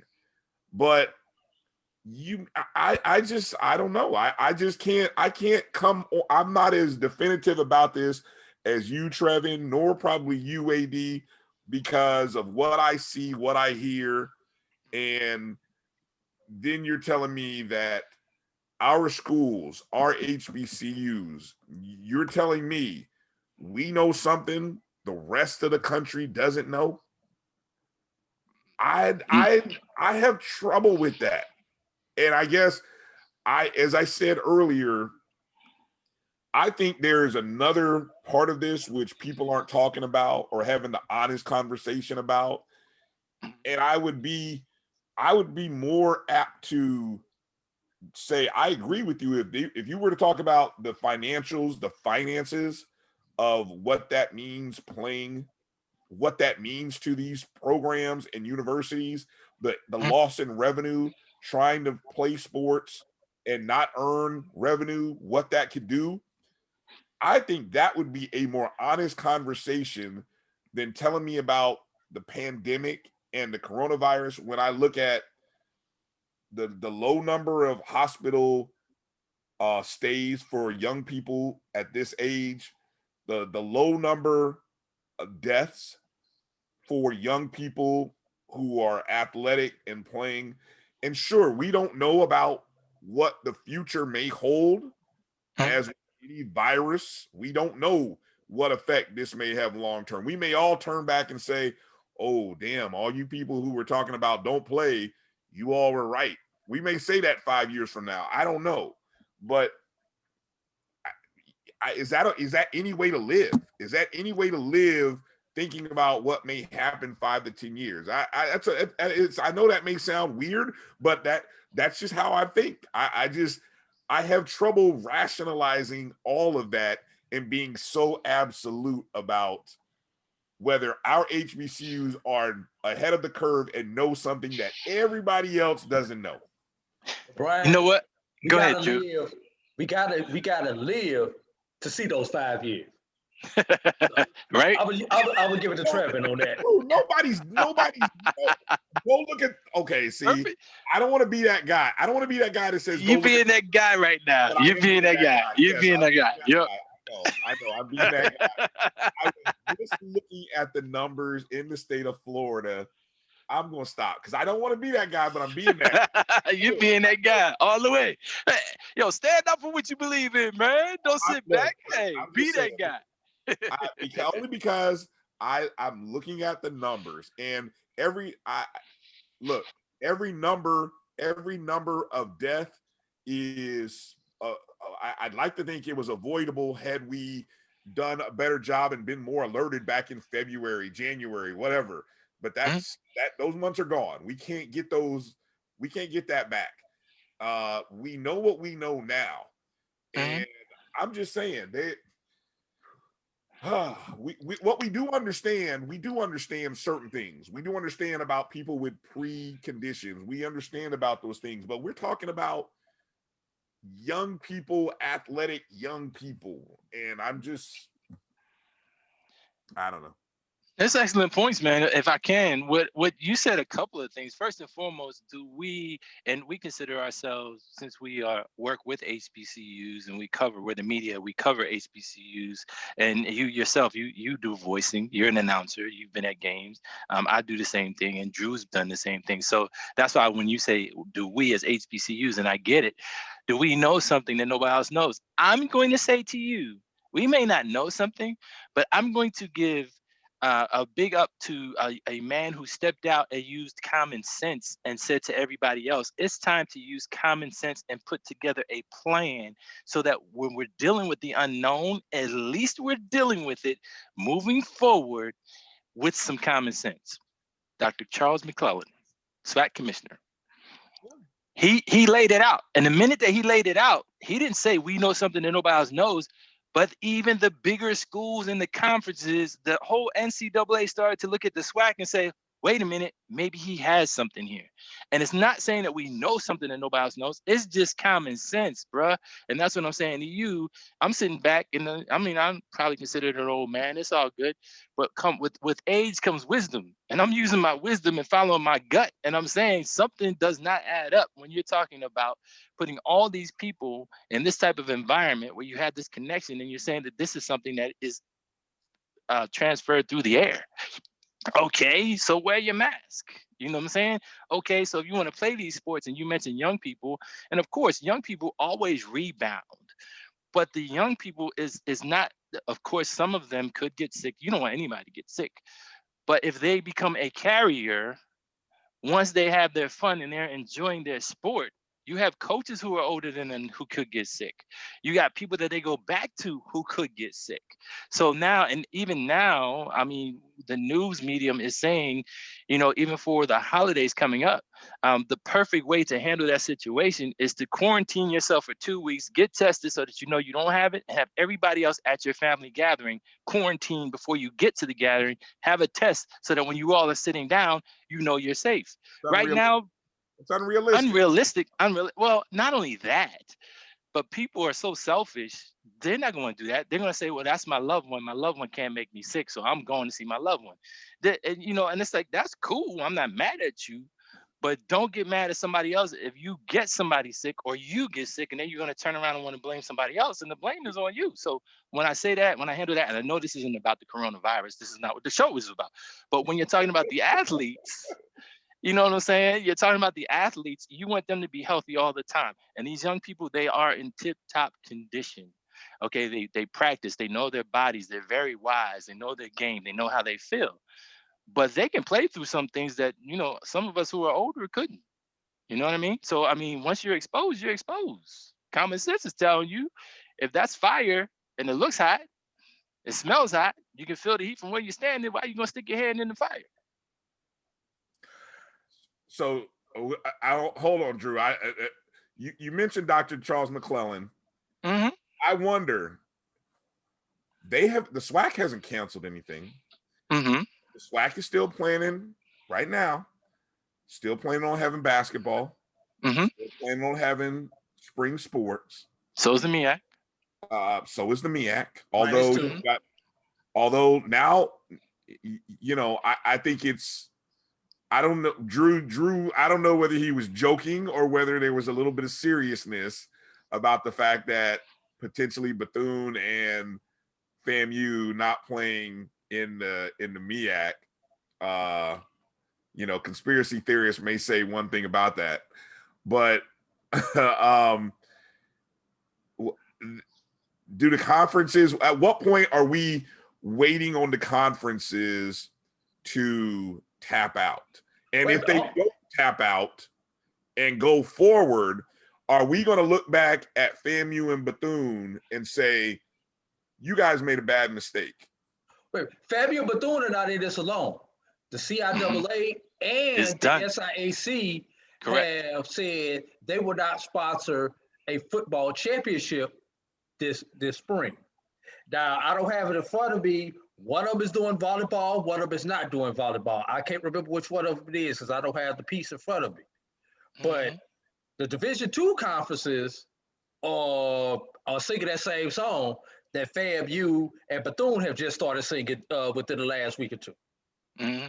And if I could, just for a second, keep in mind, Brian, the things that we're exposed to now, we will not see the residual effect until maybe 2 weeks from now. So when you're thinking about all these events that are taking place, even if somebody gets exposed, you're not going to know until you're further down the road. So we're now going through and I'm not a doctor. I don't even mean to sound like a doctor. I'm not an expert on this. I don't want to sound like an expert. You're right about what you're saying. So now we're in the midst of a second wave. Okay. But what is this second wave as a result of what big event that happened at the end of October? It could be, but see, I'm not even going to say one event. There's many events that were taking place, and there were private events that were taking place as well. So we as adults and human beings had to take the responsibility to keep ourselves safe so that, and now the big thing now is we're not just keeping ourselves safe, we're keeping anybody around us safe. So you have to be so selfless at this time that it's incredible. And a lot of people won't. I mean, they just won't. They don't want to, because it's like people are selfish and they think about self. You know, we can sit here and stay on this coronavirus or this whole segment, but this is a sports show. So let's get back to what we are here to talk about. No doubt. Go ahead. It was Brian's fault, man. Brian was being that guy. Basketball is in season right now. Okay. How with basketball? Yep. First of all, we know how everything went over the spring and the summer with the big signing of McCoy Baker. Got some other thing, but I was coming off a 2-win season. Correction. Year. 4 wins. Oh, my bad. 4 wins. Yep, they have 4 wins. Okay. Yep. My bad. That's okay. We don't want to short anybody any wins. No, definitely don't want to short anybody. But you did have Charles Williams, who led them in scoring. You added a McCoy Baker.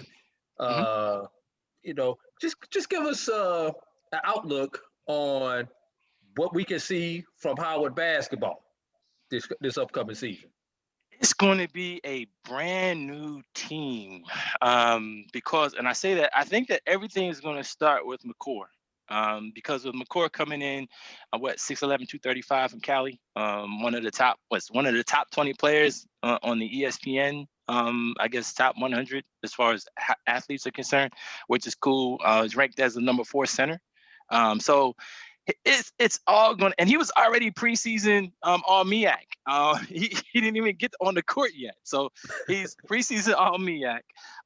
He's coming in with cousin of Thon.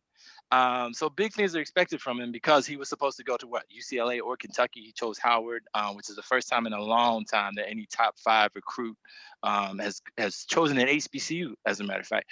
So that's cool, but it's going to all time. Another time. Yeah, of all time.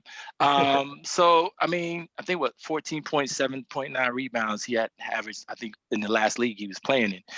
So it's going to start with him, but it's going to be a lot built around him. There's a young brother that I call WBJ, Wayne Bristow Jr. This is a 6'6" guard from Upper Marlboro, Maryland. I think he averaged about 12 points last year, played alongside of Charles Williams. I'm quite sure that Wayne Bristow Jr. learned a lot from Charles Williams.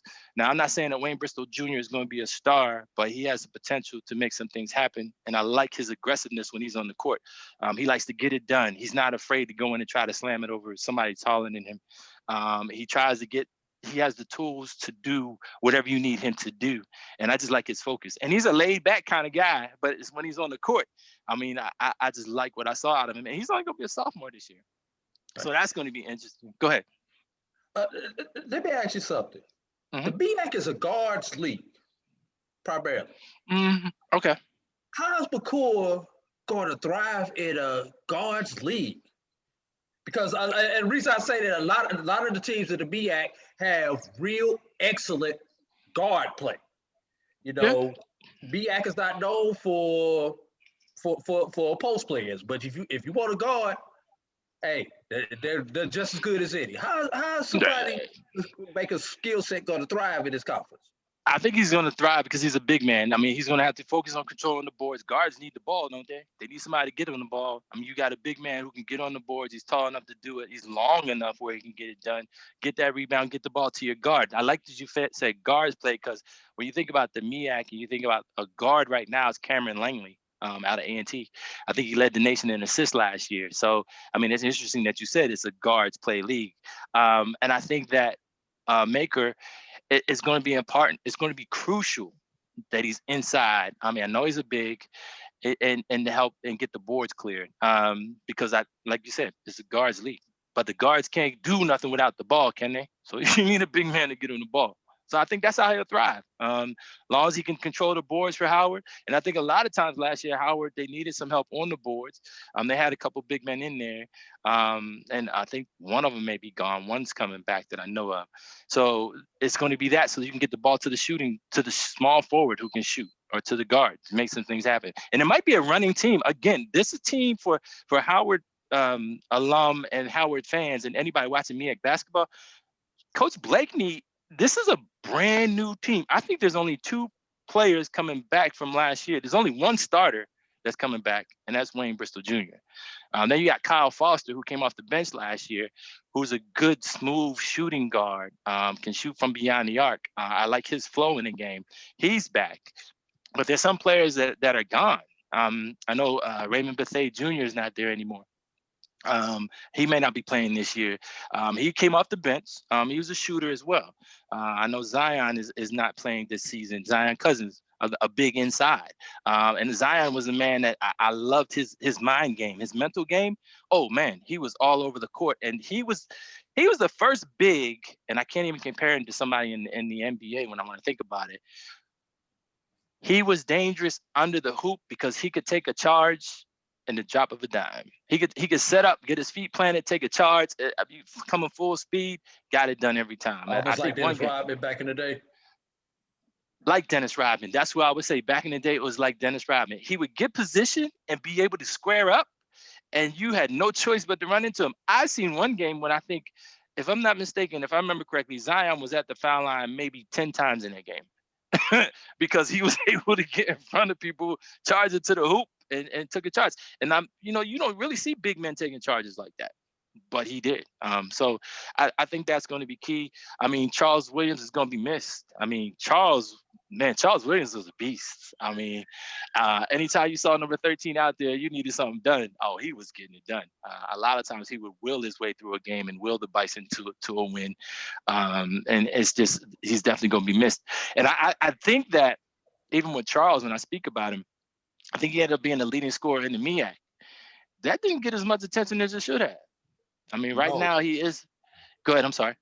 No. Go ahead. No, I was going to say no. He is the leading scorer, broke I believe it was a 29-year-old record to become the number one on the all-time points scoring list. And yeah, you brought up about the lack of attention that got. What are your thoughts on that when you think back on last year, and just was it because of the season or just other stuff?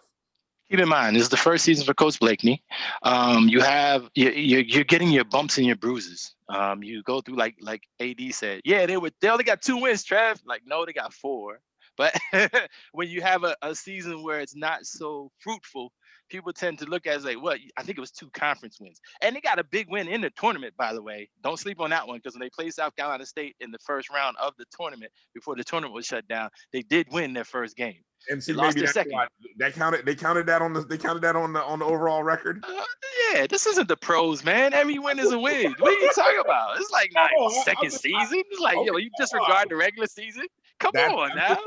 That's part of why I probably discounted and forgot that they got the 4 wins. I'm sorry. Put some respect on the name, man. Give us our 4 wins. Look, I have much respect. I had a chance to have a nice conversation with Coach Blakeney. I like the changes that he's making. I like the fact that his commitment to bringing in kids from the DC area, which you can tell by the roster.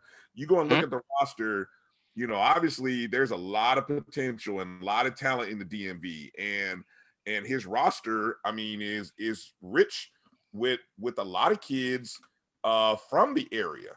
Obviously we know about the McCord Maker, the other big transfer, Noel Eastern, Nogel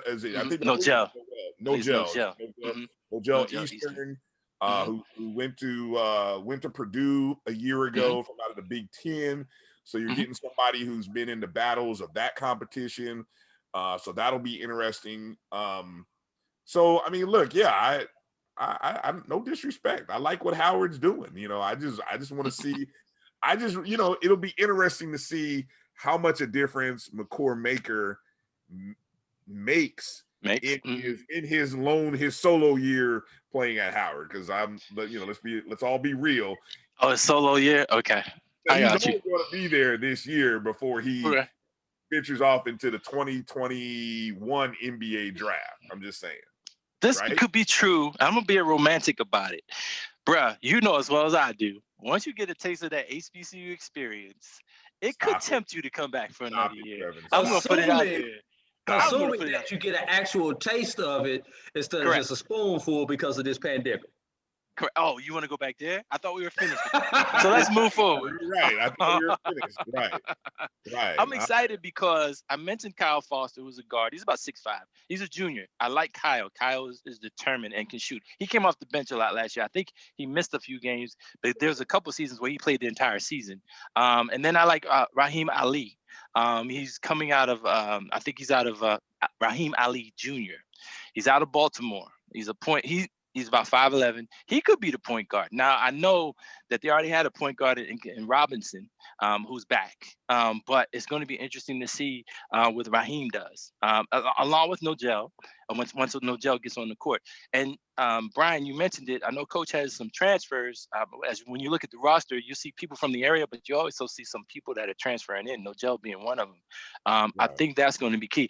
I'm really, really excited because I want to see Lawayne Richardson was the other big that played last year with Zion and was coming in and out of the game, got some good playing time. He's broad shoulders, stocky dude. He's about 250, 6'10", 250. So he's not a little cat.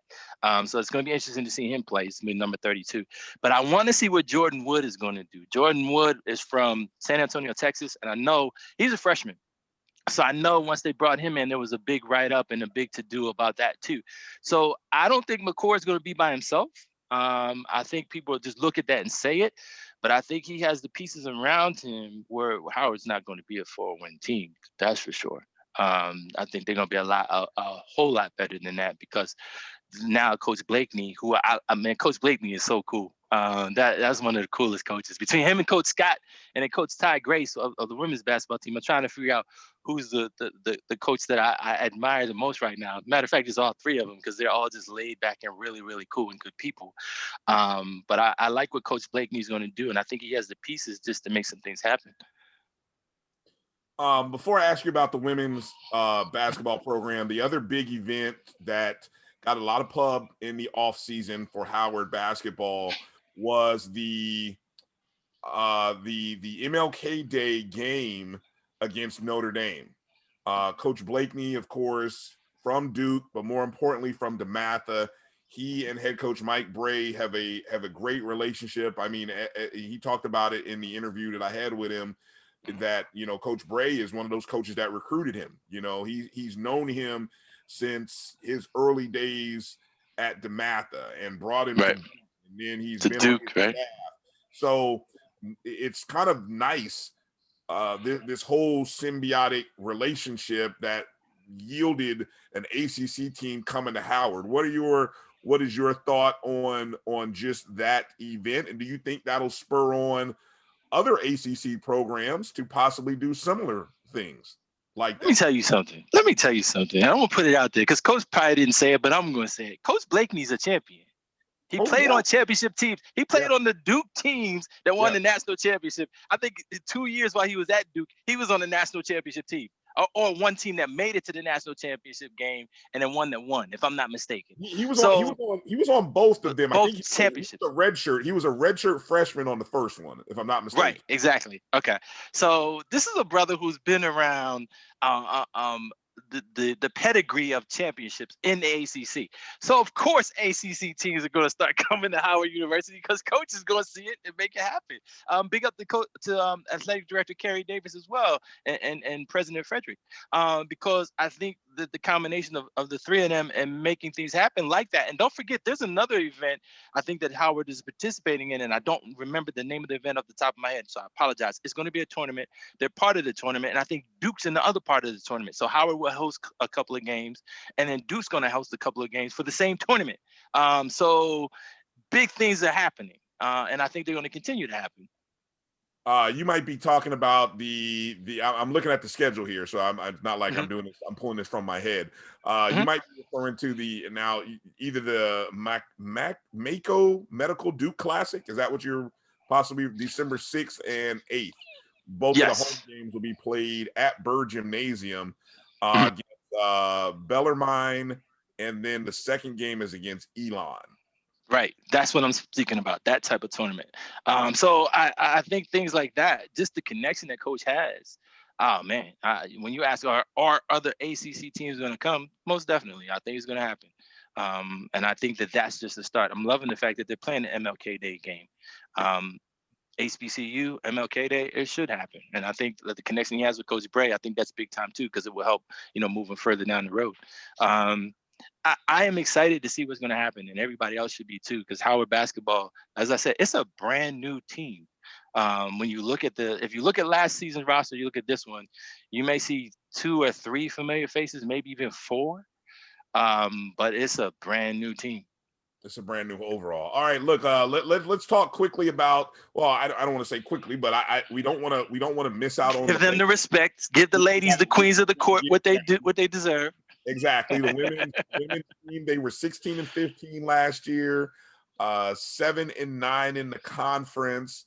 They were, let's see, went as far as, let's see, I would imagine it's the second round. They upset the tournament. Yeah, they beat South Carolina State in the first game of the tournament, 79-72. Then ran up against Norfolk State. I mean, that's a hell of a Norfolk State squad. They were the 2 seed. They lost that game by almost 30. Was it more than right? It might have been 30, 31. But that was a good Norfolk State squad. I mean, so let's not discount that. What can we expect from the Lady Bison this upcoming season?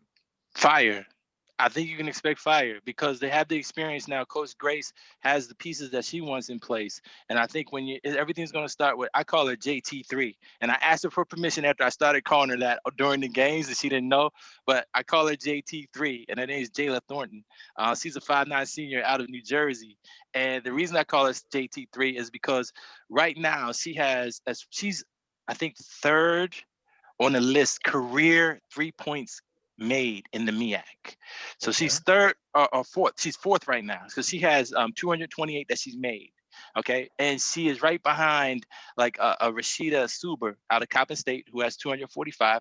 Angel Golden from Bethune-Cookman has 251, and then you have Kendra Cooper, who's also from Bethune-Cookman, who has 259. So Jayla this season could eclipse the 259 to become the all-time MEAC leader in 3-point field goal attempts made.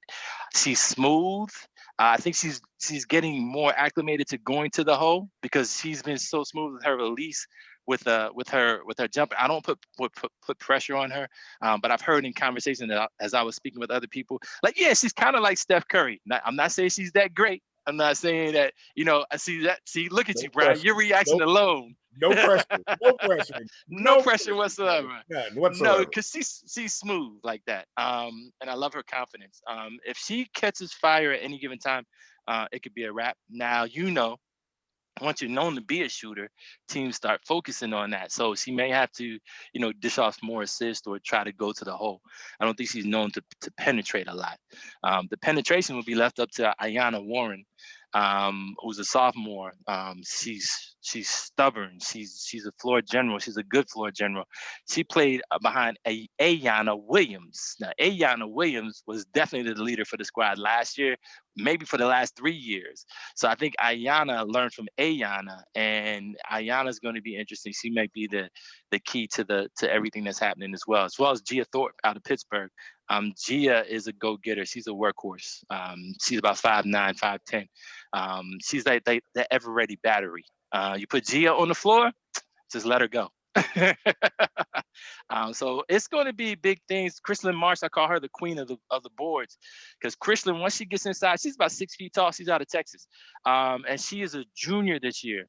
So she's very good. I think as Chrislyn is gaining her confidence down on the baseline and underneath the hoop, she's going to make some things happen too. Plus, they got some shot blockers, some tall shot blockers. So coach got some pieces. I think you're going to see a lot happening. Overall, this is a relatively young squad, though. I'm just kind of going through the roster. You probably got among the 13 players, I'd say probably looks like about 8 of them are freshmen to sophomores. Right, but don't sleep. And the reason I say don't sleep is because you have Michaela Minette. She was a freshman last year from Chicago. Michaela got plenty of playing time, and if she gets more aggressive, she's a shot blocker, and she can get you some boards. And when she comes in, I love her effort. And not only Michaela, but then you have Brooklyn Fort Davis. She's a sophomore. She's also out of Chicago. They play similar, but Brooklyn is a little bit more aggressive. They both are shot blockers, and they both can get the boards. So they're both taller than Chrislyn Marsh. Brooklyn and Chrislyn are probably about the same size. So when you look at the classifications, don't sleep. All these younger players have gotten plenty of playing time, including last year. So I say that they're young veterans. And it can be deceiving. It really can be deceiving. Okay. All right, Trevin. MEAC, it's probably been about a month now, came out with their football and basketball schedules. Of course, we know what has happened since then. Bethune has decided not to play any sports, and FAMU has decided not to play football. So you saw the original schedule. What, in your opinion, can the MEAC do to work through a revised schedule now with the football schedule and the basketball schedule? Or have you heard of anything that they're possibly considering doing? No, I haven't heard anything. And I think we had a conversation before. When I looked at the original schedule, I didn't like it because you're playing the same school twice. Like you're playing, I know as I was looking at Howard's schedules, Howard and Morgan State, you said it twice. Right. Football, football, that's all I can say. Football, I'm playing you again. Like, didn't I just play you? So, I understand they're doing what they have to do, and I don't have anything against that. And again, I'm thinking about the young athletes. They train so hard, and they want to get out. They just want to play ball. Just let me play. I get that. So, if that's the best we can do, then I don't have a problem with it. But actually now with only 7 teams being left playing football, they could go through everybody, just play everybody one time. Nobody has to make their Florida swing. Right. And your football, I gotta play you again. Gets off. I like that. But yeah, and see that can make it simple. Just 7 games straight through. Just play the 7 games. Yeah, you 7 teams, 6 opponents. That's your 6 season. Six game season. Right. Yeah. Now, as a traditionalist, and if we have our druthers the way it used to be, we have a 12-game season. We want to see 6 more games, but considering it is a pandemic and for the safety and the health and the protection of the young student athletes, I could see 6 games and just go from there and just leave it alone. If you have to play, I'm still stuck, brothers, on the fact that you want to play in the spring and then you're going to turn around and play in the fall again. I'm not seeing that happening. Sorry, young student athletes, as I said at the beginning of this interview, there's some things you're not going to like that I'm going to say, but I don't see it. It's not making sense to me that you would play in the spring and then turn around and expect these student athletes, we're not talking pro, we're talking student athletes, get ready for a fall season. And one of those teams is going to go to the playoffs because MEAC has an automatic bid this year. Correct. Well, that Trevin is the kind of that conversation is what I feel like is the real conversation that more people need to have, because that is what we do know. We do know about concussions. We do know about the hit on the body. We do know about the time that it takes to recover from a major injury. I mean, imagine a kid blows a knee in spring football. Well, that whole fall is gone, because we understand it's going to take you 8 months to possibly get back. And that's on the early side of getting back. And you're being that guy again. You're being that guy again, right? That's why I like talking to you, Kevin, because you're going to call me out on that. And I like that. I appreciate it. That's what I like. It's all good. I you know what? I totally agree with you. And see, even that, think about this, Bryan and AD. Let's say you get through the spring season. You're young. Okay, you're 20 years old. You bounce back from the bumps and bruises you just had in the spring. But now you're going to go back on the field within 3 months and start preparing for a fall season? That's where I get afraid, because as well as I do, Bryan, as it gets colder, you're more prone to get injuries. If you don't loosen up, you're more prone to get injuries, but you're battling the elements now. So now you just played a season, you're coming back to play another season, and things are different. Well, but anybody who plays, I've got to believe, has already started having those, hopefully have already started having those conversations to say, how much rest time do we have to have? Do we have to take the whole summer off? We have to adjust the amount of workouts that we do. I mean, it will adjust the summer workout schedule, no doubt. I mean, and you'd be crazy to not adjust what you do in the summer, especially if you play in the spring. This is coming from the same man that's saying, okay, right now high schools are playing football, and I get it, so they should play. What I'm saying to you is, that's not making sense, because we as adults, and I'm putting the onus on the adults, and you're saying, okay, yeah, it's already been planned for. I'm sure that's going to happen. I can't guarantee that, Bryan, because right now we're sitting here talking about the fact that they're actually trying to play spring football. But look, all I'm saying is, if we want to have a conversation about the reason we don't want to play is because we're worried about the spring, I can accept that. I can accept that you saying you're concerned about player health and safety. And the reason is because playing in the spring, a 6-7, like Drew said, I mean, hell, if they go to the playoffs, that's 4 games. So you're talking anywhere from a 6 to 10 game schedule in a 4-month window, take 3 months off and then turn around and come back play. If you're talking about health and safety of players, that doesn't make sense. That's why they only allow 15 days of spring ball, because of that very fact. So if we're having that conversation, I feel that is an entirely different conversation than the coronavirus conversation. Not going to be that guy. I think those are two separate. two separate conversations. I that's how I look at them. So if we were having the conversation about health and safety and playing, hey, I'm right there with you. I think it's ridiculous. But if we only are talking about, if we're not even going to worry about health and safety and we just got to have a spring, well, I mean, okay, have a spring. But don't come back and tell me about X, Y, and Z that's happening in November when a month from now you're not going to be facing the same issue. That's all. It's your show. I have the utmost respect for you. I accept that. We'll go from there.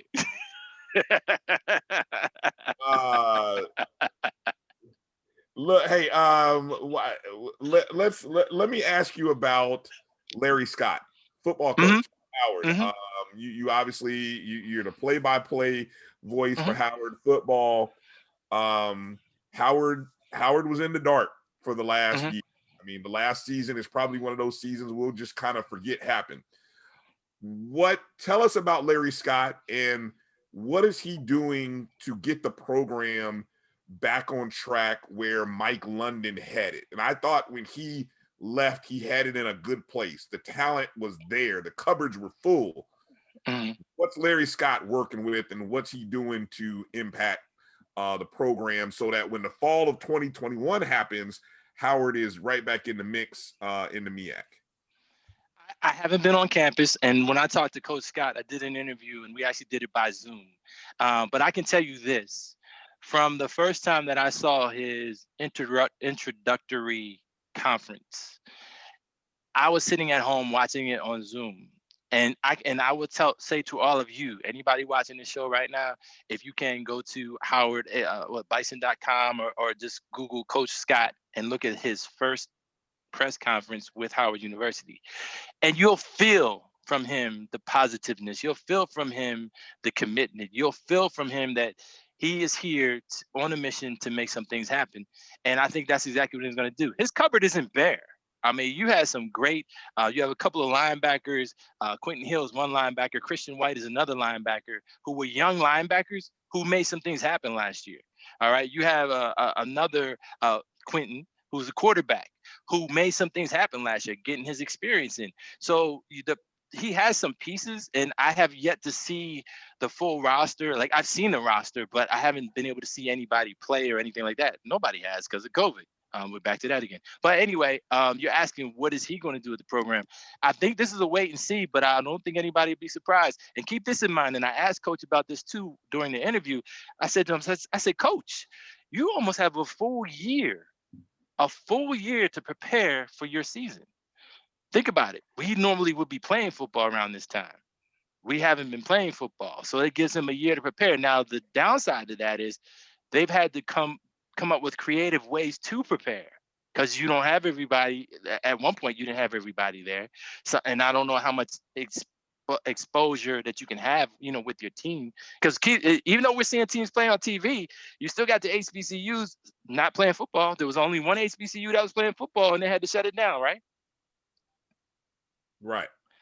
So with that in mind, I'm saying to say that I have the utmost confidence in Coach Scott. I like Coach Scott. I like the energy that he's giving off. And I'm thinking, you know how they'll say, that's a coach where a player will run through a brick wall for him. I think that's what Coach Scott is going to do. I think he's going to be that type of coach where his players, they'll probably end up running through a brick wall for him. They probably will see brick walls when it comes to playing time. But yeah, I think they'll make it happen. And I don't doubt it at all. I'm excited, man. I mean, aren't you excited? Can't you feel the energy? Oh, you can't. I'm excited. Excited for Howard football, or just excited for football to return? Because so don't rain on my parade, bro. Don't rain on my parade right now. It's like I need you to be excited for MEAC football and Howard football right now. So just say it's your show. Football. There you go. Yes. Thank you. That's all. Notice I said MEAC football. See what this hat say? I see what the hat says, bro. I'm just saying. And I said MEAC football, HBCU football. Go ahead. Mm-hmm. All right, let's take a quick break. When we come back, Trevin's going to talk to us more about not only the MEAC 50 and Howard's place, especially in one particular category, but we're also going to talk a little bit about the HBCU Pro Sports Media Association and what that is all about, and how Trevin became one of the what's the word I'm looking for? The muses, the people who help bring this thing together. We'll tell you more about it on the other side. We'll be back in just a moment. You're watching and listening to the BCSN Sports Wrap. It's never too early to plant the seed, to share the tradition, and instill a sense of pride in your HBCU with your little ones. HBCU Pride and Joy Children's Boutique helps you share your school spirit with a wide selection of adorable kids apparel and accessories officially licensed from your favorite HBCU. Visit hbcupridejoy.com and follow us on all social media at HBCU Pride Joy on Facebook and Twitter. Are you hungry for authentic Caribbean food like jerk chicken, oxtail, red snapper, shrimp, tofu, and rasta pasta? Well, find your way over to Mango's Caribbean Restaurant, 180 Auburn Avenue, right next to Royal Peacock in downtown Atlanta. Them belly full, but we hungry. Mango's Caribbean Restaurant, open daily from 11 a.m. to 10 p.m. And on Friday and Saturday, we're open till 4 a.m. Come to Mango's and put some spice in your life. So we've got a good thing going. Mango's Caribbean Restaurant, 180 Auburn Avenue, right next to Royal Peacock in downtown Atlanta. For more info or directions, call 404-698-3992 or log on to mangoscaribbeanrestaurant.com. For instant coupons, text MANGOS to 313131. Tell your mama hungry, papa hungry, brother hungry. Mango's Caribbean Restaurant, authentic Caribbean cuisines. Open up the door, tell your mama hungry. There are everyday actions to help prevent the spread of respiratory diseases. Wash your hands. Avoid close contact with people who are sick. Avoid touching your eyes, nose, and mouth. Stay home when you are sick. Cover your cough or sneeze. Clean and disinfect frequently touched objects with household cleaning spray. For more information, visit cdc.gov/COVID-19. This message brought to you by the National Association of Broadcasters and this station. Support the Black College Sports Network so we can continue to provide you coverage. Go to myjbn.com/support and be a part of the Black College Sports Network. They can follow their dreams. Welcome back to the BCSN Sports Wrap with Bryan and A.D. Joining us, special guest Trevin Jones of Urban Media Today. Trevin also serves as the play-by-play, the voice of the Howard Bison, men of the football and men and women's basketball over at Howard. Trevin, definitely appreciate his time talking with us, not just about Howard athletics, MEAC athletics, and some of the just general HBCU news that we all cover and that we all are constantly talking about. One of those news bits before we kind of get into what I teased out of the last break. Of course, Trevin is a Norfolk State University grad. Spartan, behold the green and gold, And, one of the news bits that have come out this past week, Trevin, is from Norfolk State. And this, at a recent, I guess what they call a Board of Visitors meeting that Norfolk State had, they came up, the topic of their viability and their ability to stay within the MEAC footprint came up. And some of the options that came up and that will be discussed at a meeting in December, early December, about a month from now, December 11th, is whether Norfolk State, and as it was sort of phrased by Bishop Brown, Bishop Kim Brown, who is the person who actually provided the report to that board. And I'm kind of quoting here from Steve Gaither's article in HBCU Game Day, that Brown had stated that Norfolk State had 3 options if the MEAC crashed today. Those options include back up to a lower level conference membership. Of course, Norfolk State was a part of the CIAA for many years prior to joining the MEAC.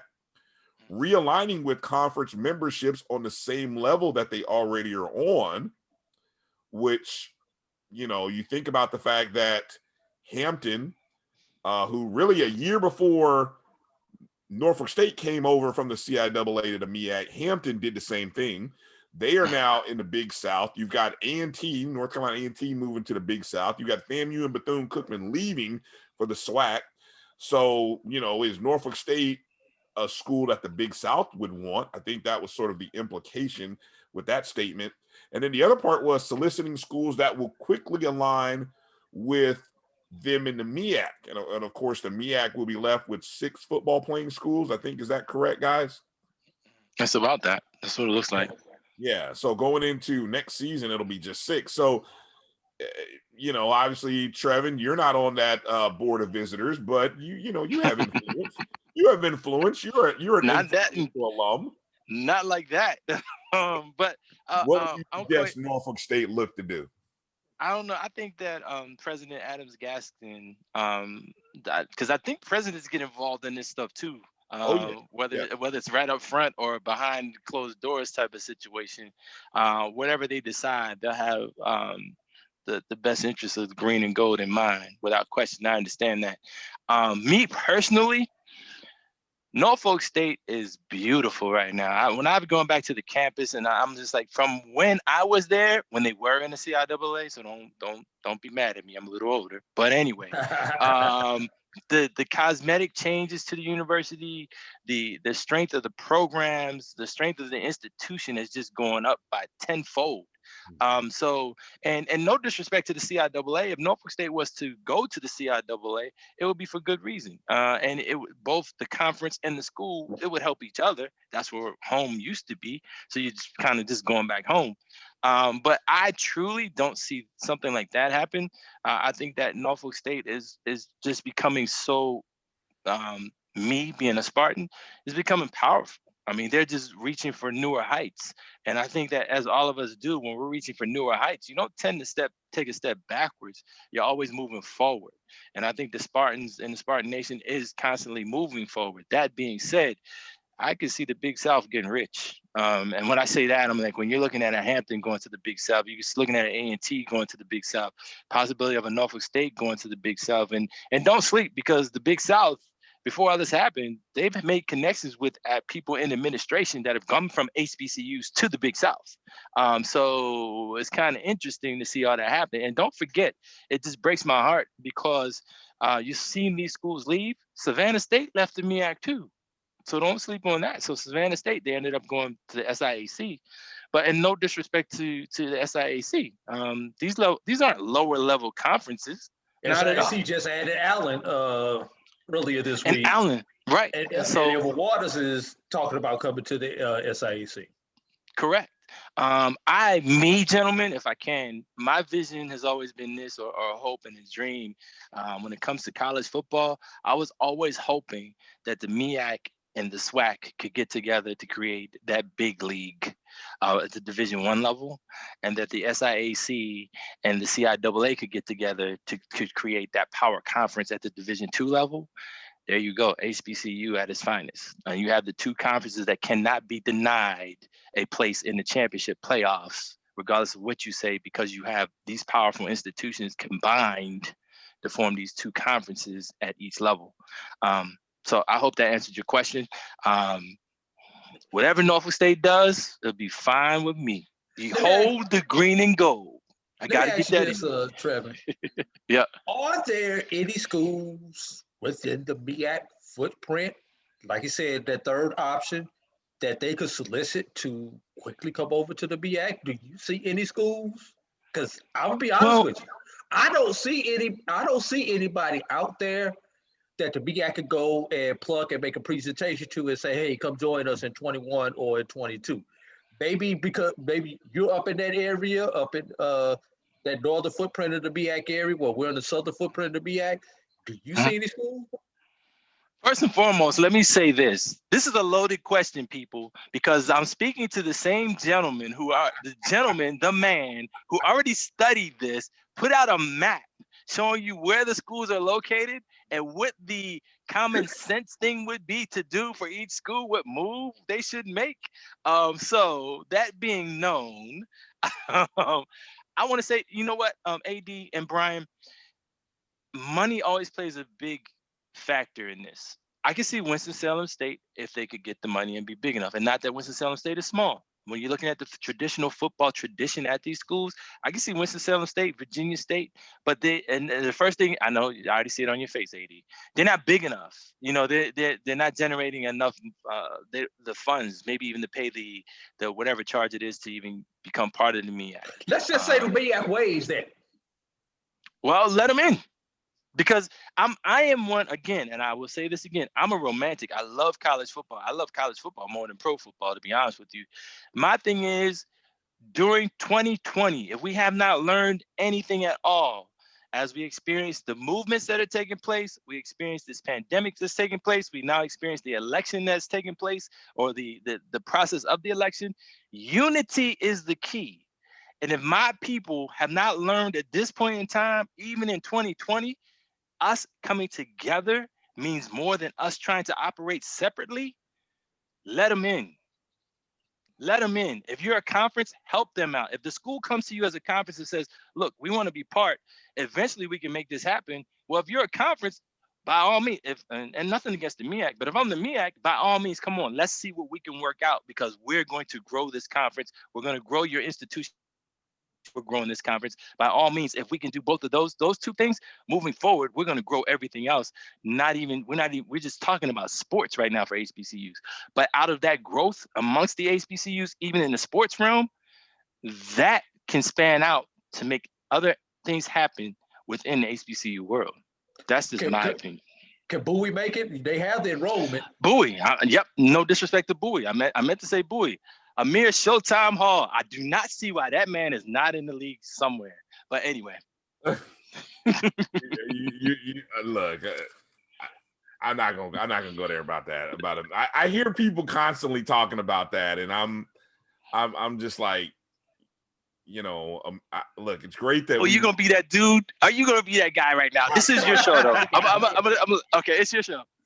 Go ahead. All right, look, but let me ask this. I actually maybe a comment more so, and you, I want your guys' opinion on this thought. When I read the article, or when I read the thoughts about Norfolk State, and you know, I had somebody mention to me, you know, hit me up on Twitter about it. You know, my first thought was, this feels like Norfolk State sort of putting a signal out that says, look, it's time for a leadership change. And I just wonder, as great and as wonderful and all of the many things that Dr. Dennis Thomas has done for the MEAC, I just wonder if a change in leadership would sort of signal to the other schools that, hey, look, we got a plan, or look, I'm coming in, whoever the new person is, I'm coming in with a plan, and this is what I'm going to do to sort of get us back. I just don't know if I just see a slowly eroding confidence in the direction that the conference it's going. I mean, am I crazy in that thought, or do you all feel similar? I mean, what do you guys think? Can I throw something else out there? If I am somebody from the Southwest Athletic Conference, I'm also on the phone to somebody in the MEAC office and saying, what can we do to help you guys out? Because we have this contract with these two events called the Celebration Bowl and the MEAC SWAC Challenge that bring our conference a hell of a lot of money. And without y'all in it, we're not gonna make that money. Hey, so Drew, what can we do on our end to help y'all get straight? I'm gonna yield to Trevin on after that. All right, man. I'm trying to stick with Trevin's theme of unity, so I'm gonna not say what I was gonna say. Go ahead. You being that dude again. But this is your show. It's not my show. So it's like, okay, you do what you gotta do. No, man, I totally I hear you. I even love the enthusiasm that you said what you said with. My thing is this. I don't know if it's necessarily a leadership change when it comes to the MEAC. I like Dr. Thomas. I met Dr. Thomas, interviewed him a couple of times. And I don't think that it should be a sound for a leadership change. I am more, and I'm going to stay consistent. It's about unity. I mean, so many times, and I grew up, man, I grew up black college football. Grambling State was first exposure. When I went to Norfolk State was just, it was in the CIAA, but it was a smaller school than it is now. Then I became aware of Virginia State, became aware of Tuskegee, became aware of Central State in Ohio, that type of thing. And of course, the Hamptons, the Howards. And I think that all of us have to come together. Again, like Drew said, if I'm one of the conferences, I'm on the phone to the other conference. Look, what can we do to help you out? Drew, I'm going to take it one step further. If I'm the SWAC or the MEAC, I'm even on the phone to the CIAA or the SIAC, because the CIAA's commissioner has been doing great things. And I think what's happened is everybody's running to that perfect storm. You've had a pandemic, you've had social justice movements, and now you have this election thing that we're dealing with. 2020 has been the perfect storm for a challenge to everyone. And I think it's when you hit pause, whatever you're using, hit that pause button, sit back, reflect, and think, okay, it's not about me, it's about us. Well, but you also said, though, you talked about the selfish nature of people. And I would contend, or I would argue, that we have seen now twice in consecutive weeks, right after the MEAC has made these big announcements. I mean, that basketball press conference and all of that went with it, that was pretty big. I thought that was significant. And then for Bethune to do what they did, you didn't anticipate that happening. I mean, that to me that feels like a straight kick in the groin. And now you got FAMU doing the same thing. And I'm sorry. And then the Norfolk article. And then the Norfolk article, I'm telling you, there is something that is not afoot within the schools of the MEAC. It is look, you said it yourself. There's a selfishness going on right now. The unity it's eroding, and I think money has a lot to do with it. That's why all of these conferences or schools end up jumping conferences in the first place. So it brings me back to saying, obviously the MEAC can't do anything without the Council of Presidents. And I think that's another important fact that I think everybody needs to understand. Nothing is happening without the presidents of these institutions being, like I think, Drew, you mentioned, are some of them behind the scenes or some of them working out in front? That was Trevin, actually. Or Trevin, okay. I mean, they may be working behind the scenes, and you send out somebody from the board, and you send out the athletic director, and you send out all these other people because you don't want to stand up in front of the media and your fan base and alumni. But somebody still supports Dr. Thomas in spite of all that you see crumbling around. I mean, it's like that. It's like that meme of the character sitting in a room full of fire, drinking a cup of coffee. Like, hey, everything's okay. Everything's okay. Let me cut you off for a second. Let me put it to you this way. Sure. When it comes to historically black colleges and universities, if one of us loses, we all lose. It may only be a piece. It might be a piece, and you might not feel it now, but we all lose. Nobody wants to become, and it breaks my heart when I even think about it. Nobody wants to become a Morris Brown. Not even Morris Brown. Nobody wants to become a St. Paul's University. When I was at Norfolk State, St. Paul's was still in existence and participating in the CIAA. So when one of us, if something happens to one of us, it is happening to all of us, whether you want to admit it or not. Now, when you're mentioning about and I said the selfishness, when I talked about the selfishness, I was talking about people. Like, I wasn't talking about particular institutions. I'm like, human nature, we as a people, we have a certain selfishness where it's like self-preservation. Well, I'm gonna take it to the next level. Self-preservation for these universities. They may have to make certain decisions so that they can stay afloat. And I think that may be a heavy impact on it. Go ahead, I'm listening. I just think I would say these universities are run by individuals. Yeah. I'm just gonna say this to the green and gold out there, and basically to any other of the remaining institutions in the MEAC. The grass may be greener on the other side, but when you get over there, you realize it's AstroTurf.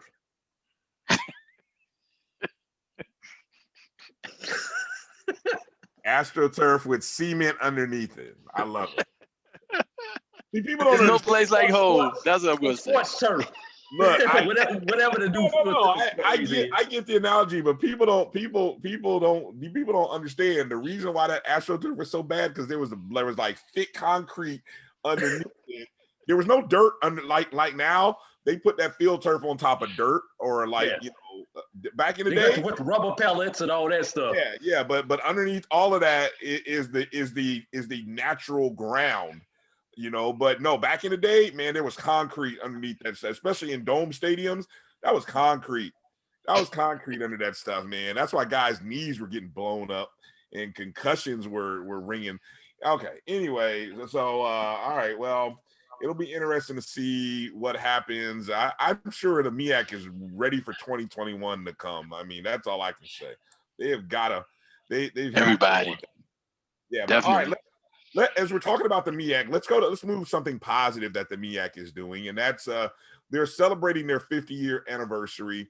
I think more needs to be made of that. I know Drew and I, we've done a few shows with MEAC Hall of Famer Alvin Hollins related to the all-time football list, and I know the MEAC is doing that in other sports, volleyball, cross country. I'm sure later this winter they'll be doing basketball, men and women's basketball. But as it relates to the MEAC 50, and I think football is such a popular sport, there were 149 candidates overall that went into that list. And I'm sure they did public voting to try to see who do people want to vote for their MEAC 50. Or I guess you could say the 50 greatest football players. Black College Sports Network, we're in the process of doing something ourselves in a similar theme. But what I wanted to ask you, Trevin, one of the positions, I mean, we understand the importance of the quarterback position into football. And there were 30 quarterbacks, which of all the position groups, 30 quarterbacks was the largest group for any one position. And Howard actually had the most of any school. 7 quarterbacks that have played at Howard University were on this list. 7 of the 30. Wow, 7. Yeah, so 7 of the 30. And just for those who may not have seen the list or listened to our previous shows, I'll just kind of read them off. I'll try to do them here in what is it, the numerical, is that the right word? Chronological order. So you had Michael Banks from 1974. That was his primary year. He was Offensive Player of the Year that year. You had Ronald Wilson, Offensive Player of the Year in 1980. You had Lee DeBose, Offensive Player of the Year, 87 and 88. Well, actually, 87 and 88, he was a 2-time All-MEAC. I believe he was Offensive Player of the Year in 88. Then you had Jay Walker in 1993, Offensive Player of the Year. Ted White, 96 Offensive Player of the Year. Then you had Greg McGee, who was a 2-time Offensive Player of the Year in 2013, 2014. And most recently, you had Kalen Newton, who was Offensive Player of the Year in 2018. Don't ask me how Kalen Newton made the list, but he did. So I ask you, Trevin, if you had to rank or just say your top three, who are the top three? And you talk to Howard alums, and you've gotten a taste of that program. Who are the top three quarterbacks in the history of Howard University football? Okay. Now, I wish Mr. Ed Hill Jr. was here because he could run it down for you and tell you a story about each player that you listed and named. And I learned a lot from Mr. Hill about the history of Bison football because I'm a Spartan, but I did learn and it helped me hone my game. The three that I'm most familiar with would be my top three, and that would be Ted White, Jay Walker, and Greg McGee. Greg McGee, I am just enamored with because Greg McGee is the all-time MEAC offensive yardage leader. Right now, as we speak, he has 10,168 yards total yards for a career, which is impressive. I think he finished with 1,296 passes for 7,589 yards passing, which is incredible. But not only did he pass for 7,000 yards, he also ran for 2,579 yards. So that's impressive. And he finished with 25 touchdowns. So I am enamored with Greg McGee because I got to see Greg McGee play. Jay Skywalker, I've heard of him playing and got to see a little bit. Actually, I got to work with his receiver, Coach Flea, Coach Williams. So that was interesting. And I actually got to work with Jay a little bit in the booth when he would come to Howard for homecoming and do the games. Jay led him to a national championship, undefeated season. Yep. And he was only there for 2 years. So, I mean, that's very impressive. So Jay Skywalker, he wore that number 7. Matter of fact, Greg McGee wore number 7 as well. So I thought that there was a number 7 thing going on there. And then you have Coach White. It was funny because Coach White actually held the career record for most career yardage as a quarterback in the MEAC. And he was coaching Greg McGee at the time that Greg McGee broke his record. So, it's interesting. Again, my three would be Coach White, Jay Skywalker, and Greg McGee. Not necessarily in that order.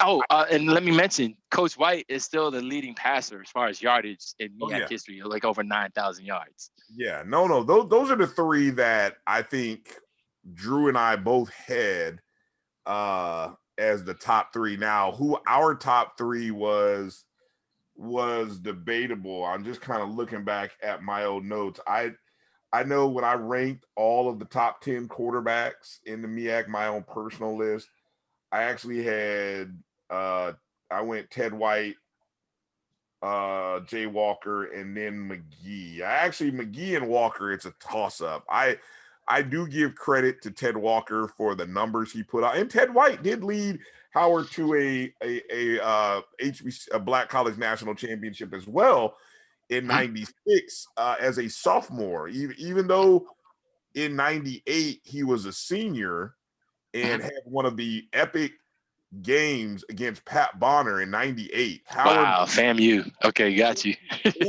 versus Howard in '98. Ted White throws 8 touchdowns. Pat Bonner throws 7. Both throw for over 500 yards. Right. And FAMU won that game, if I'm not mistaken. FAMU ended up winning that game despite Ted White. And both of them set, to this day, are still single game passing records. That is one of the greatest quarterback games in MEAC history, without a doubt. Does Alex have that one? Alex Hines, does he have tape on that game? He does not. No. Oh, man. Okay. Look, I'm on the hunt. It's a good thing that you're in this show will feature not only Alex, but you. So hopefully anybody who hears this, we have to find this game and get it uploaded to Alex's site, because even Alvin remembers that game. Alvin Hollins, I was there. I remember going to that game. That was a ridiculous contest in Jacksonville. Matter of fact. That was a ridiculous game. Unfortunately, I had left FAM by the time that game was played. Yeah, I was still okay. I had just moved to Orlando, so I was still close, and I had just finished at FAM. So I was still floating around certain circles. So, but yeah, no, that was an epic contest. So we have to find that game and get that game put up. So, maybe you can talk to some Howard people to get that game for us. I'm somebody has it somewhere. Exactly. Somebody within the Howard University fan. I mean, I don't know. Maybe they don't want to show that game because FAMU won that game, but I don't know. I'm just saying. Maybe somebody from FAMU has it too. But Alex Hines, if anybody gets it, Alex Hines will probably be the one to get it. We have to because get it to him. Yeah, he's doing incredibly well with what he's doing. So big up to Alex, without question. As it relates to the MEAC 50, Trevin, are there any players that if you had to make a top 50, who would you put? Who would be your? Who are your thoughts on who would be like unanimous selections? Anybody when you think MEAC top 50, who are the names or who are the guys that hey, you can't have a top 50 without these guys? Without them? Okay, that's easy.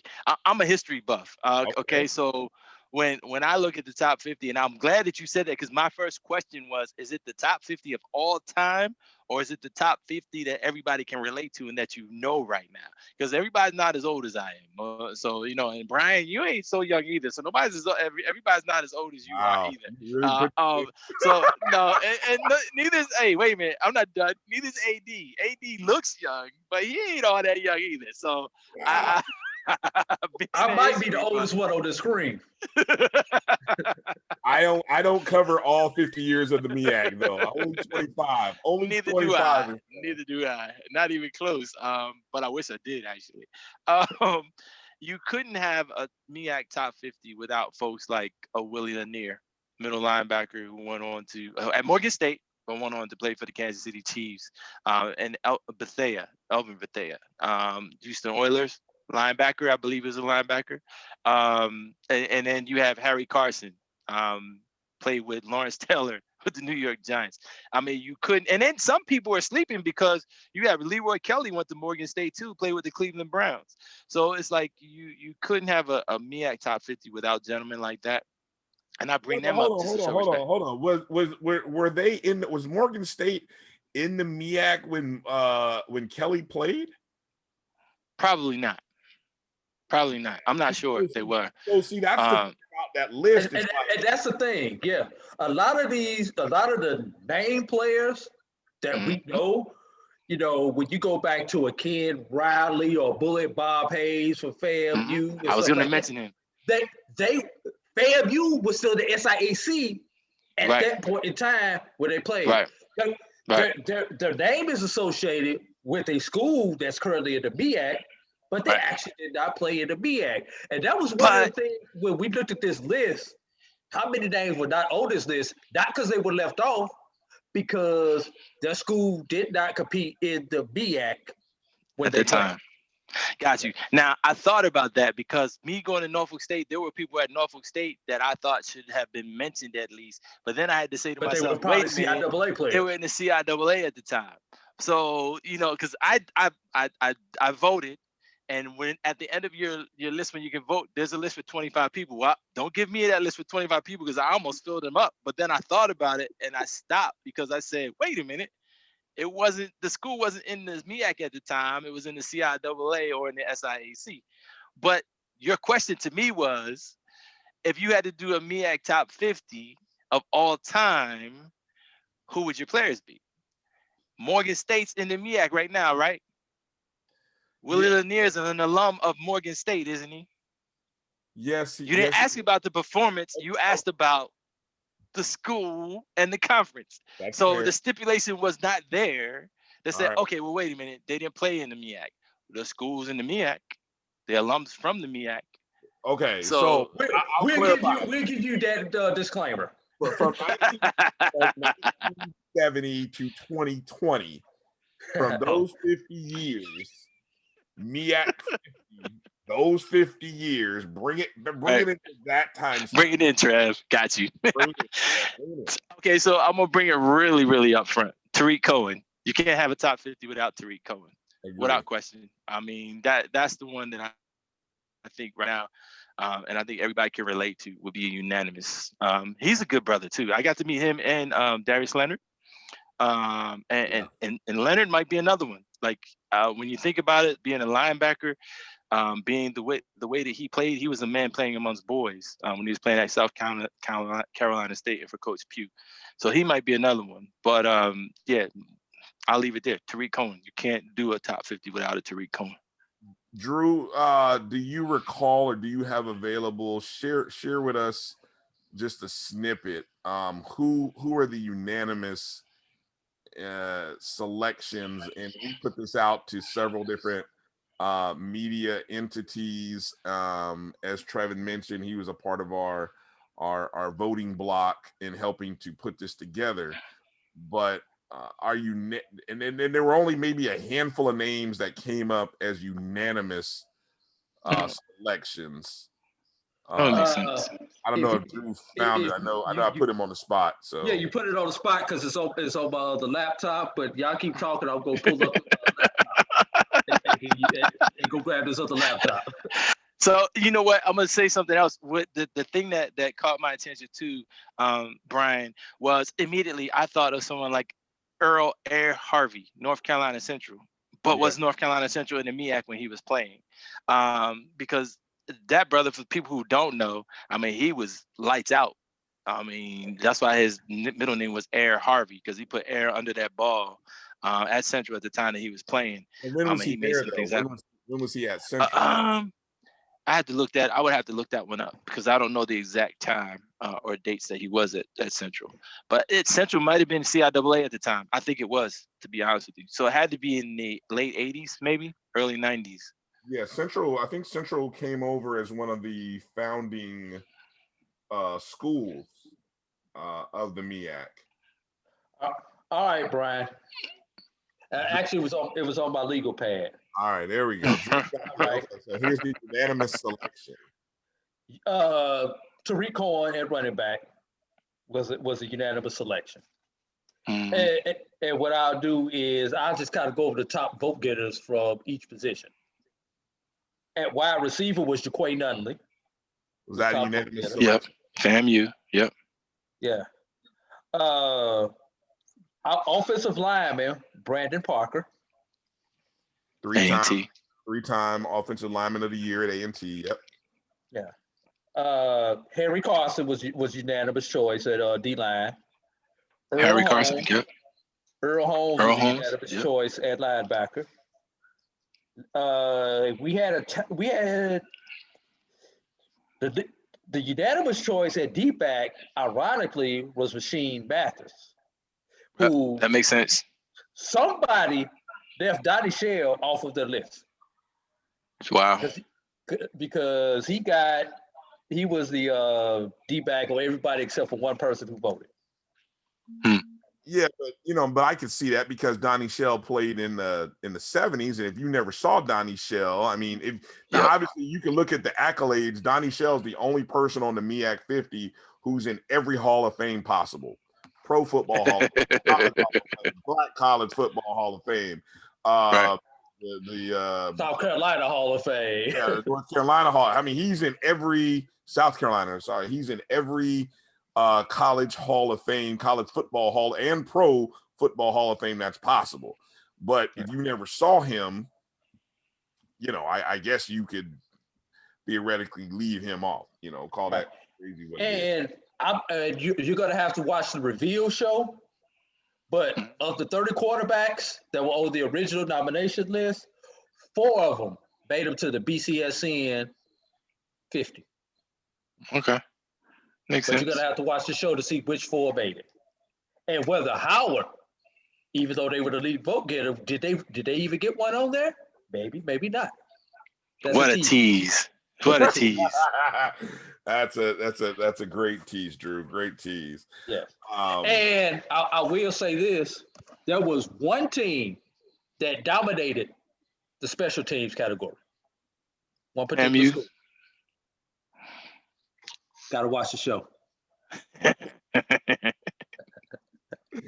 Oh, beautiful tease. Before we kind of wrap up the conversation with Trevin Jones. Trevin was instrumental in helping, and is instrumental, I said not was, is instrumental in bringing and sort of the helping to create an organization that we're a part of, and we'll be doing more, and will be publicly more visible and known. I mean, a few people have talked about it, those who are in it, but the HBCU Pro Sports Media Association. That's that unity thing he talk about. Right. And so Trevin has been instrumental in helping to get this group off the ground. And so I wanted to just give a moment to you, Trevin, to kind of talk a little bit about, so any of our fellow media folks who might be watching, if they've stuck around this far into the podcast, this is sort of their right. Look, I'm keeping it real. Look, we want, I used to say to Drew, look, we want downloads, likes, and subscribers. If you stuck around through the whole podcast, we appreciate it. So if you stuck around to this point, this is like the bonus section where you get to find out some info. But Trevin, tell a little bit about your thoughts on how the concept of, well, what is the HBCU Pro Sports Media Association, and sort of how did it come to fruition in your mind, and you don't have to give specific names and people and stuff like that, but just the general ideas. I'm going to keep it brief, and I'll keep it general. Because I thought about that, and I'm not going to go into the vision statement, the mission statement, and everything that we have. And Bryan is being humble, Bryan and A.D, because this started with an idea to have a podcast. And it's about unity. It's about bringing us all together that cover HBCU sports from a social media perspective, as well as professionally. So what the HBCU Pro Sports Media Association is, it's a group of us, which is going to be more, because if you're in the medium, you're invited. When we put the invitation out there, it will behoove you to take advantage of the invite that comes your way. But our focus is to kind of make sure that our story is told correctly, with the backing of facts behind it. And when I say our story, we're talking about HBCU sports coverage. And because there are people who have HBCU alum who've gone on to professional sports, they need to be covered as well. So I say Bryan and A.D are being humble because they are part of this, as part of starting this and getting it started as well. It was just a matter of phone calls, and people answered the call. We've come together as a group, and as we're laying out the foundation, we will be unifying with different aspects of the media as well. And you might say, Trevin, what are you speaking about? Well, I'm not going to give you all of that right now, because we're still in we're setting everything up. But everything is coming to the part where we will have it set up and be able to reach out to others. And I thank Bryan and A.D for giving a chance for you to hear even a little bit about what we're doing. It's not a big secret, but at the same time, we're still creating and growing. Yeah, it's still in progress. So as you hear us, and I love the fact that all of you are starting to drop the name, because Coach Dr. Cavill started dropping it. I think Ty Miller started dropping it, that type of thing. And I just love that. But it's going to be something that will help all of us. And when I say all of us, I'm talking about HBCUs as well. And one thing I add to that, Trevin, and I think you're leaving something big out, is it's a conglomerate of people with similar ideas, just like a conference is. A conference is a conglomerate of schools who have similar missions, similar everything else, and they come together to promote their school and everything within their conference framework. Well, I think this organization is kind of along that same line. And we have beat writers, we have bloggers, we have podcasters, we have people who stream. So we have the full gamut of sports that will be covered up under that umbrella. So You know, I just want to throw that out. We're not only podcasts. It's not only written articles. It's not only video photographers. It's not only still photography. It's a conglomerate, you know, of different individuals, like-minded, that have agreed to work together for the betterment of what we do. And what we all have in common is we have a passion for covering HBCU sports and telling our story. And the hour is not mine, not Trevin's, not Brian's. It's the HBCU diaspora. Mm-hmm. Good stuff. Good stuff. Yes, that's exactly right. And go ahead, Brian. No, go ahead. Oh no, I was gonna say that's exactly right, and I hesitate to put out a lot of information because I'm a safe person, so I always play it safe. I didn't give any names or anything, but I think it's cool. The different aspects that that's going to be out there. I agree, and I think there's going to be, just like you said, an umbrella. There's going to, just like an umbrella has every different extensions between the cloth. This is going to have that, and it's going to be people of different expertise, which I think is going to be key. But I'm excited about it because I think that once it all comes together, it's going to actually, and when I'm looking at HBCUs, there's going to be another tool that will be at your disposal as you're being covered and to help you cover everybody else. And sports information directors, please utilize us as a tool for getting your information out. You'll see, it'll come. All right. Well said. Well said. All right. So, Trevin, urbanmediatoday.com. When is your show? When is your podcast? And tell a little bit about Urban Media Today. Go to urbanmediatoday.com. We have a podcast Saturday. What I mean by that is urbanmediatoday.com is not just an online magazine. We also have a 24-hour radio station, which is musically driven. So if you were to go to urbanmediatoday.com right now, you would see headphones at the top of the screen. Click on the headphones and you enjoy good music. The radio station has great content. Podcast being part of that. So as Brian asked, our show comes on at 10:30 on Saturday mornings. There are two podcasts that come on before that. One is Give It Up with Margot Hinton, who covers sports from a woman's perspective, so to speak. And she also brings in family, gets them involved. So that's interesting conversation. Then you have Hey Girl, Hey. We have three ladies who are phenomenal, sit down at the table and talk about everything that's going on. And sometimes they say, you know, you could get offended sometimes, so just be careful. But they keep it real. And then Urban Media Today Talk Sports follows that. AD's been on the show. I don't think you've been on the show yet, bro. We got to get you on the show. No, I haven't got the official invite. You know, I'm still sitting on the bench. I'm waiting to get called in. Official invite. Oh, okay. Called in. I'm waiting to get called in. You got that now. So it's urbanmediatoday.com. Check that out. And I'm quite sure you'll enjoy everything that you see. And you say that's at 10:30 on Saturday? 10:30 Eastern. Correct. Yes. Eastern. Correct. Yes. All right. Beautiful. All right.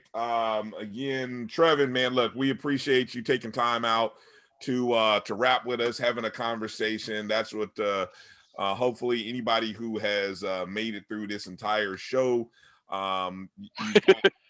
you've not only learned a little bit about Alex Hines and what he does, you've also had a chance to hear from Trevin Jones and learned a little bit about Howard University and some of the big things happening for them and their basketball program and just the MEAC in general. And you know, that's the fun part of these shows, is when we get to have these kind of conversations. So Drew, any final thoughts before we put a bow on it?